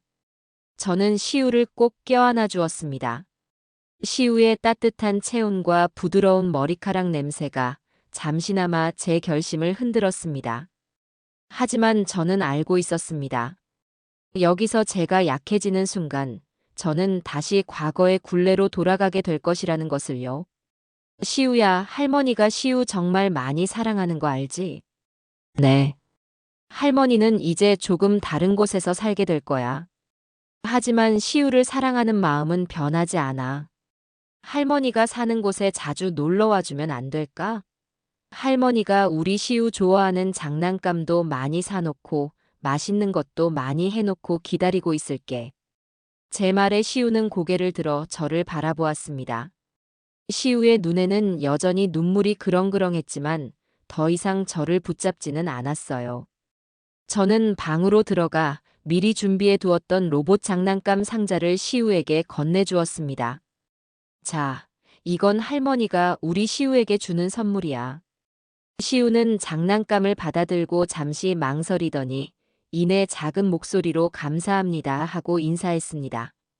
저는 시우의 머리를 쓰다듬어 주고는 자리에서 일어나 아들 내외를 바라보았습니다. 그들의 얼굴에는 실망과 당혹감이 역력했어요. 자신들의 마지막 회심의 일격이 통하지 않았다는 사실에 어쩔 줄 몰라 하는 표정이었습니다. 이제 그만 돌아가거라. 그리고 다시는 시우를 너희의 이기심을 채우는 도구로 사용하지 마라. 그것은 부모로서 할 짓이 아니다. 제 싸늘한 말에 아들 내외는 더 이상 아무런 말도 하지 못하고 시우의 손을 잡아 끌고 집을 나섰습니다. 문이 닫히고 텅 빈 집에는 다시 저 혼자 남았습니다. 저는 그 자리에 한참을 서서 방금 전 손주가 안겨왔던 온기를 떠올렸습니다. 가슴이 미어지는 듯 아팠지만 후회는 없었습니다. 진정으로 시우를 사랑하는 방법은 이 불행한 굴레를 제 선에서 끊어내는 것이라고 믿었기 때문입니다. 아침의 고요 마을에서의 생활은 제가 상상했던 것보다 훨씬 더 평화롭고 만족스러웠습니다.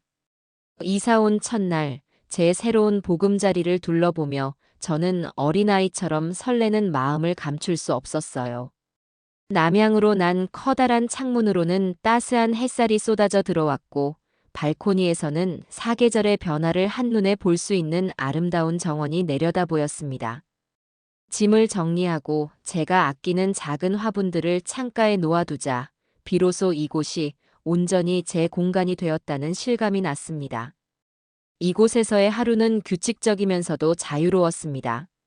아침 일찍 일어나 정원을 산책하며 신선한 공기를 마시고 식당에서 정갈하게 차려진 아침 식사를 다른 입주민들과 함께 했습니다. 처음에는 낯을 가렸지만 먼저 다가와 말을 걸어주는 정 여사님 덕분에 금세 여러 사람과 얼굴을 트고 친구가 될 수 있었어요. 전직 교수, 사업가, 예술가 등 다양한 삶을 살아온 사람들과 이야기를 나누는 것은 제게 새로운 세상을 열어주었습니다. 우리는 서로의 과거를 존중했고 현재의 삶을 응원했습니다. 그 누구도 제게 자식은 왜 찾아오지 않느냐고 묻지 않았고 저 또한 그들의 가족사에 대해 함부로 궁금해하지 않았습니다. 우리는 그저 나 자신으로 존재하며 서로를 대했습니다. 오전에는 주로 문화센터에서 시간을 보냈습니다. 그동안 마음속으로만 바라왔던 도예 수업에 등록하여 흙을 만지며 서툰 솜씨로나마 찻잔과 그릇을 빚었습니다. 흙의 부드러운 감촉이 거칠고 상처 입었던 제 마음을 어루만져주는 것 같았어요. 오후에는 도서관에서 책을 읽거나 친구들과 모여 앉아 뜨개질을 하며 담소를 나누었습니다. 저녁 식사 후에는 종종 작은 음악회가 열렸고 젊은 연주자들이 들려주는 아름다운 선율에 귀를 기울이다 보면 하루의 피로가 눈 녹듯 사라졌습니다. 제 인생에 이토록 평온하고 충만한 시간이 있었던가 싶었습니다. 자식 걱정, 돈 걱정에 밤잠 설치던 날들은 이제 먼 과거의 이야기가 되었습니다. 그러던 어느 날 저는 제 계획의 다음 단계를 실행에 옮기기로 결심했습니다. 법무사와의 상담을 통해 계획했던 대로 상가를 판 돈의 상당 부분을 사회에 환원하는 일이었습니다. 저는 평소 눈여겨보았던 미혼모 희망재단이라는 곳에 연락을 했습니다. 남편 없이 홀로 아이를 키우는 여성들을 돕는 단체였어요.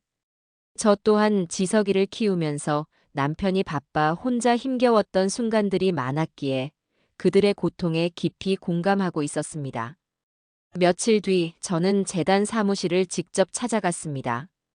도심의 낡은 건물 한편에 자리한 사무실은 생각보다 비좁고 허름했지만 그곳에서 일하는 사람들의 눈빛만은 열정으로 반짝이고 있었습니다. 재단의 대표는 저와 비슷한 연배에 인자한 인상을 가진 여성이었어요. 제가 거액을 기부하러 온 사람이라고는 상상도 못했는지 그저 평범한 후원 상담을 하러 온 노인으로 생각하는 듯 했습니다. 어르신, 저희 재단에 관심을 가져주셔서 정말 감사합니다. 저희는 매달 10,000원, 20,000원 보내주시는 작은 정성들이 모여 아이들을 키우고 있습니다. 대표는 제게 재단의 활동이 담긴 작은 책자를 보여주며 그들이 돕고 있는 미혼모들의 여러 안타까운 사연을 이야기해 주었습니다. 부모에게 버림받고 갈 곳 없이 아이를 낳은 어린 학생의 이야기, 남편의 폭력을 피해 갓난아기를 들쳐 업고 도망쳐 나온 여성의 이야기. 그 이야기들을 듣는 동안 제 눈시울이 뜨거워졌습니다. 그리고 동시에 제 아들 내외에 대한 분노가 다시금 치밀어 올랐습니다. 세상에는 이처럼 절박한 도움이 필요한 사람들이 많은데 그들은 그 모든 것을 누리고도 만족할 줄 모르고 부모의 재산마저 탐내고 있었으니까요. 제가 조금이나마 보탬이 되고 싶습니다. 저는 가방에서 은행 서류를 꺼내 대표에게 건넸습니다. 서류에 적힌 기부 액수를 확인한 대표의 눈이 믿을 수 없다는 듯 커졌습니다.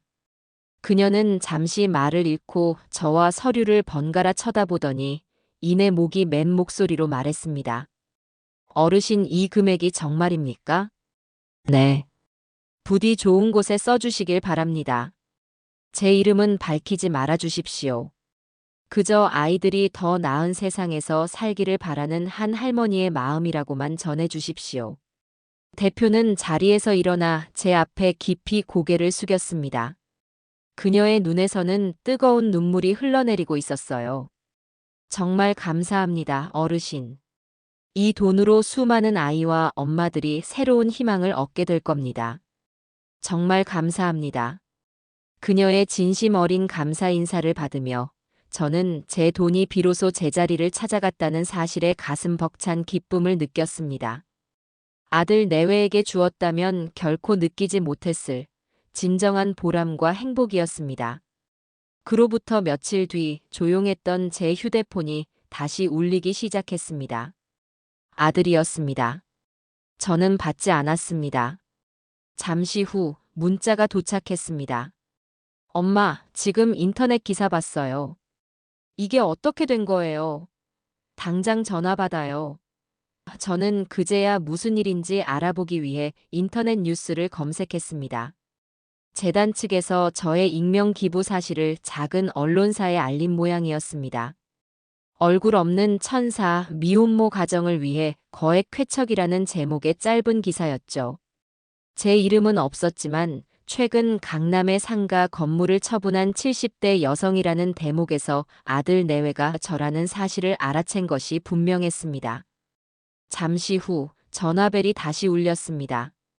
이번에는 며느리였어요. 받지 않자 또다시 문자가 쏟아졌습니다.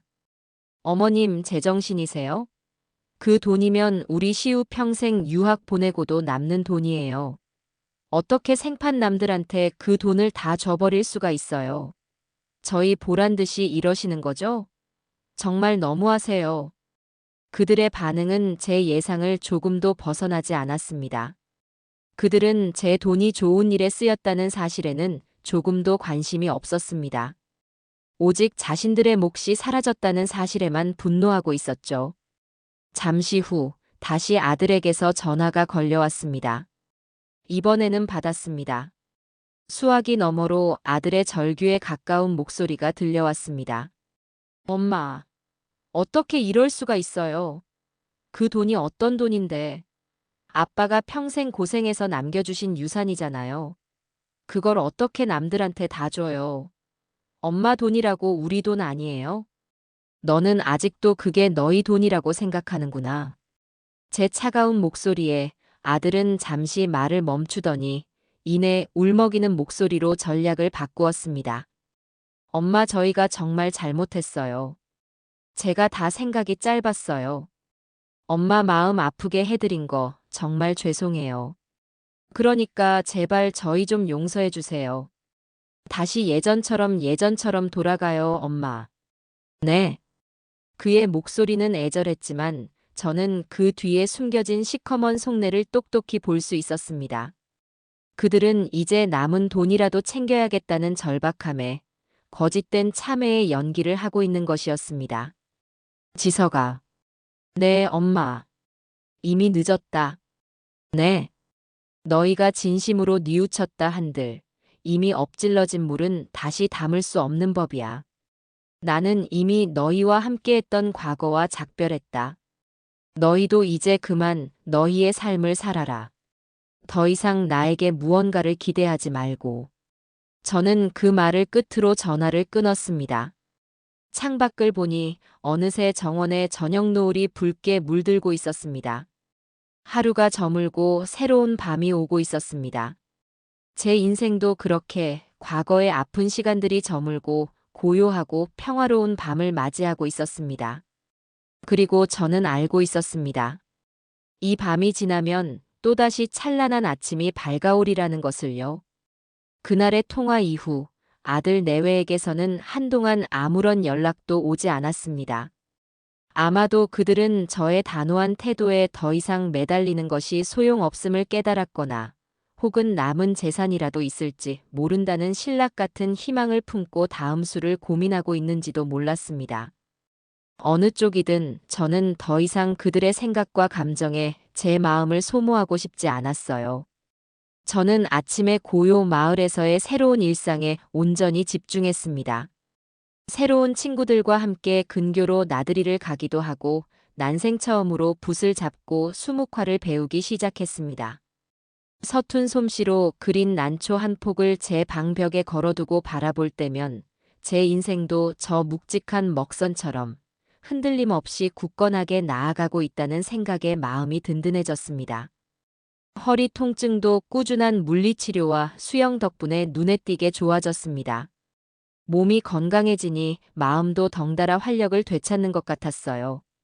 그러던 어느 날 저는 제 인생의 마지막 매듭을 풀어야겠다는 결심을 했습니다. 바로 제가 평생을 살았던 그리고 지금은 텅 빈 채로 남아있는 현대 아파트를 처분하는 일이었습니다. 그 집은 제게 행복한 추억과 아픈 기억을 동시에 안겨준 애증의 공간이었습니다.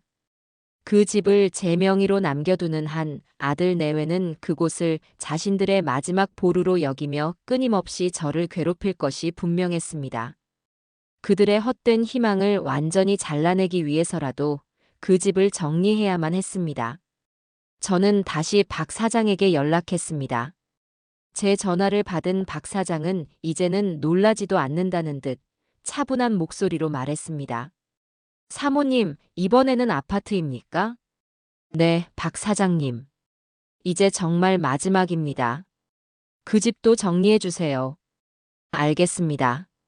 사모님께서 행복해지시는 길이라면 제가 발 벗고 나서야지요. 아파트 매매는 상가 때보다 훨씬 더 수월하게 진행되었습니다. 이사철과 맞물려 집을 구하는 사람들이 많았고 제가 수십 년간 깨끗하게 관리해 온 덕분에 집을 보러 온 사람마다 마음에 들어 했습니다. 며칠 지나지 않아 좋은 인상을 가진 젊은 부부가 새 주인으로 결정되었습니다. 계약을 위해 부동산 사무실에서 그들을 만났을 때 아기를 안고 있는 젊은 아내의 얼굴에서 저는 수십 년 전 갓난아기였던 지석이를 안고 이 집에 처음 들어서던 제 모습을 보았습니다. 가슴 한편이 아려왔지만 저는 이내 마음을 다잡았습니다. 과거는 과거일 뿐. 저는 더 이상 과거에 얽매여 살지 않기로 했으니까요. 모든 서류 절차가 끝나고 제 통장에 아파트 매매 잔금까지 모두 입금되었을 때 저는 이제 정말로 모든 속세의 굴레에서 벗어났다는 해방감을 느꼈습니다. 제 손에는 이제 상당한 액수의 현금 자산만이 남아있을 뿐이었습니다. 이 돈은 이제 그 누구도 아닌 오직 저 자신과 제가 선택한 가치 있는 곳을 위해 쓰일 것이었습니다. 저는 제 계획의 마지막 단계를 실행하기 위해 법무사를 통해 아들 내외에게 연락을 취했습니다. 감정적인 통화나 만남은 피하고 싶었어요. 가장 공식적이고 가장 냉정한 방법으로 모든 것을 끝내고 싶었습니다. 박지석 씨 되십니까? 고미숙 어르신 법률 대리인 한기혁 법무사입니다. 어르신께서 전할 말씀이 있으시다고 합니다. 내일 오후 3시까지 최경미 씨와 함께 저희 사무실로 와주시길 바랍니다. 두 분께 드릴 것이 있다고 하시는군요. 법무사의 전원을 받은 아들 내외의 심정은 어땠을까요? 아마도 천국과 지옥을 오갔을 겁니다. 드릴 것이 있다는 말에 혹시 어머니가 마음을 돌려 남은 재산을 나눠주려는 것은 아닐까 하는 마지막 희망을 품었을지도 모릅니다.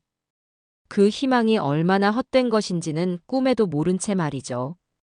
다음 날 오후 3시 법무사 사무실 상담실에 앉아 있던 제 앞에 초조한 얼굴의 아들 내외가 들어섰습니다. 두 사람의 얼굴은 그동안 마음고생이 심했는지 반쪽이 되어 있었지만 그 눈빛만은 기대감으로 희미하게 빛나고 있었습니다. 저와 법무사는 이미 모든 준비를 마친 상태였습니다. 앉거라. 제 말에 두 사람은 마주편 소파에 쭈뼛거리며 앉았습니다. 저는 잠시 그들을 말없이 바라보았습니다. 한때는 제 세상의 전부였던 아들과 딸처럼 여기고 싶었던 며느리. 그들이 어쩌다 저와 이런 모습으로 마주 앉게 되었을까요? 너희를 오늘 이곳으로 부른 것은 내 인생을 정리하는 마지막 절차를 마무리하기 위해서다. 저는 서류 가방에서 두툼한 서류철 하나를 꺼내 테이블 위에 올려놓았습니다. 이것은 나의 모든 재산 내역과 그 재산이 앞으로 어떻게 쓰일지에 대한 계획이 담긴 신탁 계약서다. 너희가 보는 앞에서 이 서류에 최종 서명을 함으로써 나의 모든 재산은 이제 법적인 효력을 가지고 나의 뜻에 따라 움직이게 될 것이다. 법무사가 서류의 내용을 간단하게 설명해 주었습니다. 제 전 재산은 공익신탁으로 묶여 제가 세상을 떠날 때까지 매달 일정 금액의 생활비를 제게 지급하고 제가 지정한 각종 사회단체에 정기적으로 기부를 하게 됩니다.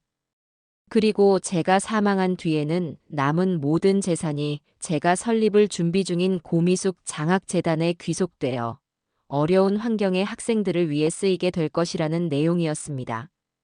아들 내외에게 상속될 재산은 단 한 푼도 없다는 것을 명확히 하는 내용이었죠. 설명을 듣는 동안 아들 내외의 얼굴은 새하얗게 질려갔습니다. 그들의 눈에 어렸던 마지막 희망의 불씨가 꺼져가는 것이 보였습니다. 며느리는 믿을 수 없다는 듯 거의 비명에 가까운 목소리로 말했습니다. 거짓말이죠, 어머님. 어떻게 저희한테 단 한 푼도 안 주실 수가 있어요? 저희가 어머님 자식이잖아요. 그래, 자식이지. 하지만 너희는 자식의 권리만 주장했을 뿐 단 한 번도 자식의 도리를 다한 적이 없었다. 그래서 나도 이제 어미의 의무에서 벗어나 한 인간으로서 나의 권리를 찾기로 한 것뿐이다. 저는 말없이 서류에 서명을 하고 인감도장을 찍었습니다. 모든 법적 절차가 끝나는 순간이었습니다. 아들은 망연자실한 표정으로 소파에 주저앉았고 며느리는 분한 듯 입술을 깨물며 저를 쏘아보았습니다. 하지만 너희에게 아무것도 주지 않는 것은 아니다. 제 말에 두 사람의 눈이 다시 커졌습니다. 저는 가방에서 작은 봉투 하나를 꺼내 테이블 위로 밀었습니다. 이것이 내가 너희에게 주는 마지막 유산이자 마지막 용돈이다. 아들이 떨리는 손으로 봉투를 열었습니다. 그 안에는 5천만 원짜리 수표 한 장이 들어 있었어요. 적다면 적고 많다면 많은 돈이었습니다. 그 돈으로 월세방이라도 얻든 작은 장사라도 시작하든 이제는 너희 두 사람의 힘으로 살아남아 보거라. 이것이 내가 너희에게 베푸는 마지막 자비다. 이 돈 외에 앞으로 내게서 단 한 푼도 더 받을 수 있을 거라는 기대는 버리는 것이 좋을 것이다. 5천만 원. 그것은 그들이 제게서 받아낼 수 있을 것이라고 기대했던 수십억의 재산에 비하면 먼지 같은 돈이었습니다. 그들의 얼굴에 떠오른 것은 감사가 아니라 처절한 모욕감과 절망이었습니다. 이제 모든 볼일은 끝났다. 나는 이만 가보겠다. 저는 자리에서 일어났습니다. 그리고 마지막으로 그들에게 말했습니다. 너희 인생이다. 부디 너희 힘으로 책임감을 가지고 잘 살아나가길 바란다.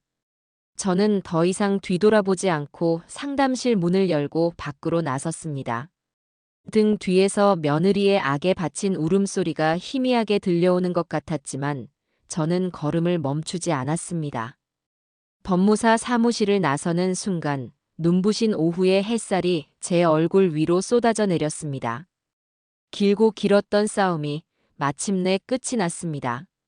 저는 이제 그 누구의 아내도 그 누구의 어머니도 아닌 온전한 나 자신, 고미숙으로 다시 태어난 것입니다. 가슴 벅찬 자유로움에 하늘이라도 날아갈 것 같았습니다. 법무사 사무실을 나선 그날 이후 제 인생의 시간은 이전과는 전혀 다른 속도와 빛깔로 흐르기 시작했습니다. 그로부터 1년 반이라는 시간이 흘렀어요. 계절이 6번 바뀌는 동안 제 삶에는 많은 변화가 있었습니다. 가장 큰 변화는 더 이상 제 어깨를 짓누르는 삶의 무게가 없다는 것이었죠. 제 마음을 옥죄던 돌덩이가 사라지자 신기하게도 평생 저를 괴롭히던 허리 통증마저 눈에 띄게 좋아졌습니다. 이제 저는 지팡이 없이도 아침에 마을의 넓은 정원을 1시간 넘게 산책할 수 있게 되었어요. 오늘도 저는 어김없이 가을볕이 따사롭게 내리쬐는 오후에 문화센터 도예실의 물레 앞에 앉아 있었습니다. 흙덩이를 물레 중심에 놓고 두 손에 물을 묻혀 부드럽게 감싸 앉아 흙은 제 손길에 따라 순순히 모양을 바꾸기 시작했습니다. 윙 하고 돌아가는 물레 소리가 제 마음을 더없이 평온하게 만들어 주었어요. 1년 반 전만 해도 흙 한 덩이를 제대로 들어 올리는 것조차 버거워 쩔쩔맸었는데 이제는 제법 그럴듯한 다랑아리를 빚어낼 수 있게 되었습니다.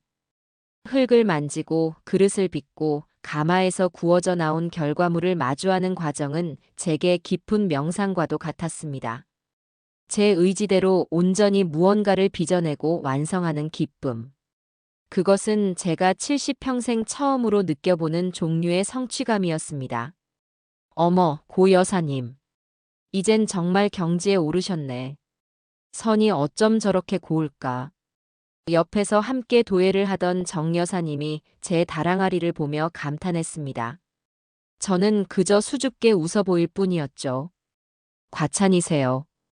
아직 멀었답니다. 멀기는요. 다음 주에 우리 마을에서 여는 작은 전시회에 꼭 출품하세요. 고 여사님 작품이 제일 인기가 많을걸요. 정 여사님을 비롯한 이곳의 친구들은 제게 새로운 가족이 되어 주었습니다. 우리는 서로의 삶에 대해 깊이 간섭하지 않으면서도 서로의 안위를 진심으로 걱정하고 작은 기쁨을 함께 나누는 사이가 되었어요. 우리는 함께 식사를 하고 함께 여행 계획을 세우고 때로는 밤늦도록 차를 마시며 살아온 이야기를 나누기도 했습니다. 자식들 이야기가 나올 때도 있었지만 그 이야기에는 더 이상 원망이나 기대가 섞여 있지 않았습니다. 그저 멀리서 자신의 삶을 살아가는 또 다른 독립된 인격체에 대한 담담한 소회를 나눌 뿐이었죠. 그런 관계가 제게는 더없이 편안하게 느껴졌습니다. 도예 수업을 마치고 제 방으로 돌아왔을 때 휴대폰에 부재중 전화 한 통이 와 있는 것을 발견했습니다. 모르는 번호였어요. 스팸 전화려니 하고 무시하려는데 이상하게 마음이 쓰였습니다. 잠시 망설이다 저는 그 번호로 다시 전화를 걸었습니다. 여보세요. 수화기 너머에서 잠시 침묵이 흘렀습니다. 그러다 아주 낯설면서도 익숙한 목소리가 들려왔습니다. 엄마. 저 지석이에요. 아들이었습니다. 1년 반 만에 처음으로 듣는 목소리. 그의 목소리는 예전처럼 날이 서 있지도 자신감에 차 있지도 않았습니다. 어딘지 모르게 기운이 없고 조심스러웠어요. 제 심장이 저도 모르게 쿵 하고 내려앉았습니다. 그래. 무슨 일이냐? 제 목소리는 생각보다 차분하게 나갔습니다. 저는 더 이상 그의 목소리에 일희일비하지 않았습니다. 아니에요. 무슨 일 있는 건 아니고요. 그냥. 아들은 말을 쉽게 잇지 못했습니다. 잠시 머뭇거리던 그는 아주 작은 목소리로 말을 이었어요. 다음 주가 엄마 생신이시잖아요. 그냥 목소리 듣고 싶었어요. 생신. 그랬습니다.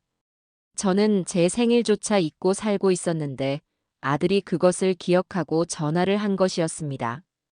돈을 요구하는 전화가 아니라는 사실에 안도하면서도 마음 한편이 복잡 미묘한 감정에 휩싸였습니다. 그래, 그랬구나. 네. 잘 지내시죠? 허리는 괜찮으시고요? 나는 잘 지낸다. 너는 어떠니? 제 질문에 아들은 잠시 말이 없었습니다. 그는 깊은 한숨을 내쉰 뒤에야 자신의 이야기를 털어놓기 시작했습니다. 저 경미랑은 작년에 헤어졌어요. 성격 차이라고 둘러댔지만 사실은 돈 문제였죠. 엄마한테 받으려던 돈이 전부 사라지니까 걔는 저를 더 이상 견디지 못하더라고요. 저도 할 말은 없어요. 저도 경미를 사랑했던 건지 아니면 경미를 통해 얻게 될 편안한 삶을 사랑했던 건지 이제는 잘 모르겠어요. 그의 목소리에는 자조적인 쓴웃음이 섞여 있었습니다.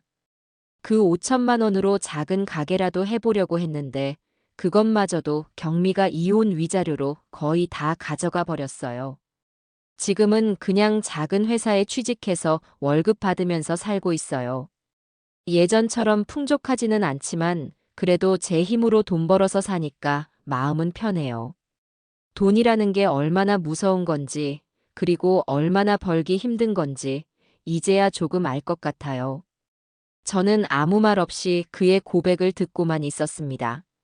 그가 철이 들었다고 말하기는 아직 일렀지만 적어도 그는 자신의 현실을 직시하고 자신의 발로 땅을 딛고 서려고 노력하고 있었습니다. 그것만으로도 제게는 큰 변화였습니다. 경미는 아직도 엄마 원망 많이 해요. 자기가 이렇게 된 게 다 엄마 탓이라고. 걔는 평생 그렇게 살 것이다. 남 탓을 해야만 자기 자신을 견딜 수 있을 테니. 너는 그러지 말아라. 누구의 탓도 아니다. 모든 것은 각자의 선택이 만들어낸 결과일 뿐이야. 네, 엄마. 시우는 잘 있니? 손주 이야기에 아들의 목소리가 조금 밝아졌습니다. 네. 저랑 같이 살고 있어요. 벌써 초등학교 2학년이에요. 가끔 할머니 보고 싶다고 얘기해요. 그래. 엄마. 혹시 괜찮으시면 주말에 시우 데리고 한번 찾아뵈어도 될까요? 아들의 조심스러운 물음에 저는 잠시 창밖을 바라보았습니다. 붉게 물든 단풍잎이 가을바람에 한들거리고 있었습니다. 그러렴. 오너라. 할머니가 기다린다고 전해주고 전화를 끊고 저는 한동안 움직일 수 없었습니다. 아들의 변화가 기쁘면서도 그가 겪었을 고통을 생각하니 마음이 아려왔습니다. 하지만 저는 알고 있었습니다. 그 고통은 그가 어른이 되기 위해 반드시 치러야 할 성장통이라는 것을요. 제가 그를 온실 속 화초처럼 평생 품고 있었다면 그는 영원히 바람 한 점 견뎌내지 못하는 나약한 존재로 살아갔을 겁니다. 주말이 되자 아들이 약속대로 손주를 데리고 저를 찾아왔습니다. 1년 반 만에 보는 손주는 키가 훌쩍 커서 제법 어린이다운 태가 났습니다. 시우는 저를 보자마자 달려와 제 품에 안겼습니다. 할머니. 아이고, 우리 강아지. 이렇게 많이 컸구나. 시우는 예전처럼 같이 살자고 조르거나 슬픈 표정을 짓지 않았습니다. 그저 할머니를 만난 것이 기쁘다는 듯 해맑게 웃고 있었죠. 아들은 저희 둘의 모습을 조금 떨어진 곳에서 복잡한 표정으로 바라보고 있었습니다. 저는 시우의 손을 잡고 정원을 산책했습니다. 시우는 제게 학교에서 있었던 일, 친구들과의 이야기, 새로 나온 만화 영화 이야기까지 쉴 새 없이 제잘거렸습니다. 저는 시우의 이야기에 귀를 기울이며 연신 고개를 끄덕여 주었습니다. 시우가 제게 보여주는 것은 순수한 애정과 신뢰였습니다. 그 사이에는 어떤 계산도 어떤 조건도 없었죠. 이것이 진짜 가족의 모습이 아닐까 하는 생각이 들었습니다. 아들과 손주가 돌아가고 방 안에는 다시 저 혼자 남았습니다. 창밖은 이미 어둑어둑해지고 있었고 서쪽 하늘에 마지막 노을이 길게 여운을 남기고 있었어요. 저는 제가 직접 빚은 찻잔에 따뜻한 국화차를 따라 마셨습니다. 은은한 국화 향기가 제 마음을 차분하게 가라앉혀 주었습니다. 문득 그날의 일이 떠올랐습니다. 비가 쏟아지던 날, 차 안에서 벌어졌던 그 끔찍한 다툼과 제 손을 떠나 며느리에게 건네줬던 5,000원짜리 지폐 한 장. 이제 와서 돌이켜보면 그날의 사건이 제게는 저주가 아니라 축복이었다는 생각이 듭니다. 그 5,000원이 아니었다면 저는 아마 평생을 그들의 감정적 인질로 현금 지급기로 살다가 외롭게 생을 마감했을지도 모릅니다. 그 지독한 모욕의 순간이 역설적이게도 저에게 모든 것을 버리고 새로운 삶을 시작할 용기를 주었던 것입니다. 저는 자리에서 일어나 제 방 한편에 놓인 작은 선반을 바라보았습니다. 그곳에는 제가 그동안 만든 서툰 솜씨의 도자기들이 옹기종기 모여 있었습니다. 모양도 삐뚤빼뚤하고 색도 제멋대로였지만 그것들은 온전히 제 손으로, 제 의지로 빚어낸 제 인생의 첫 번째 결과물들이었습니다.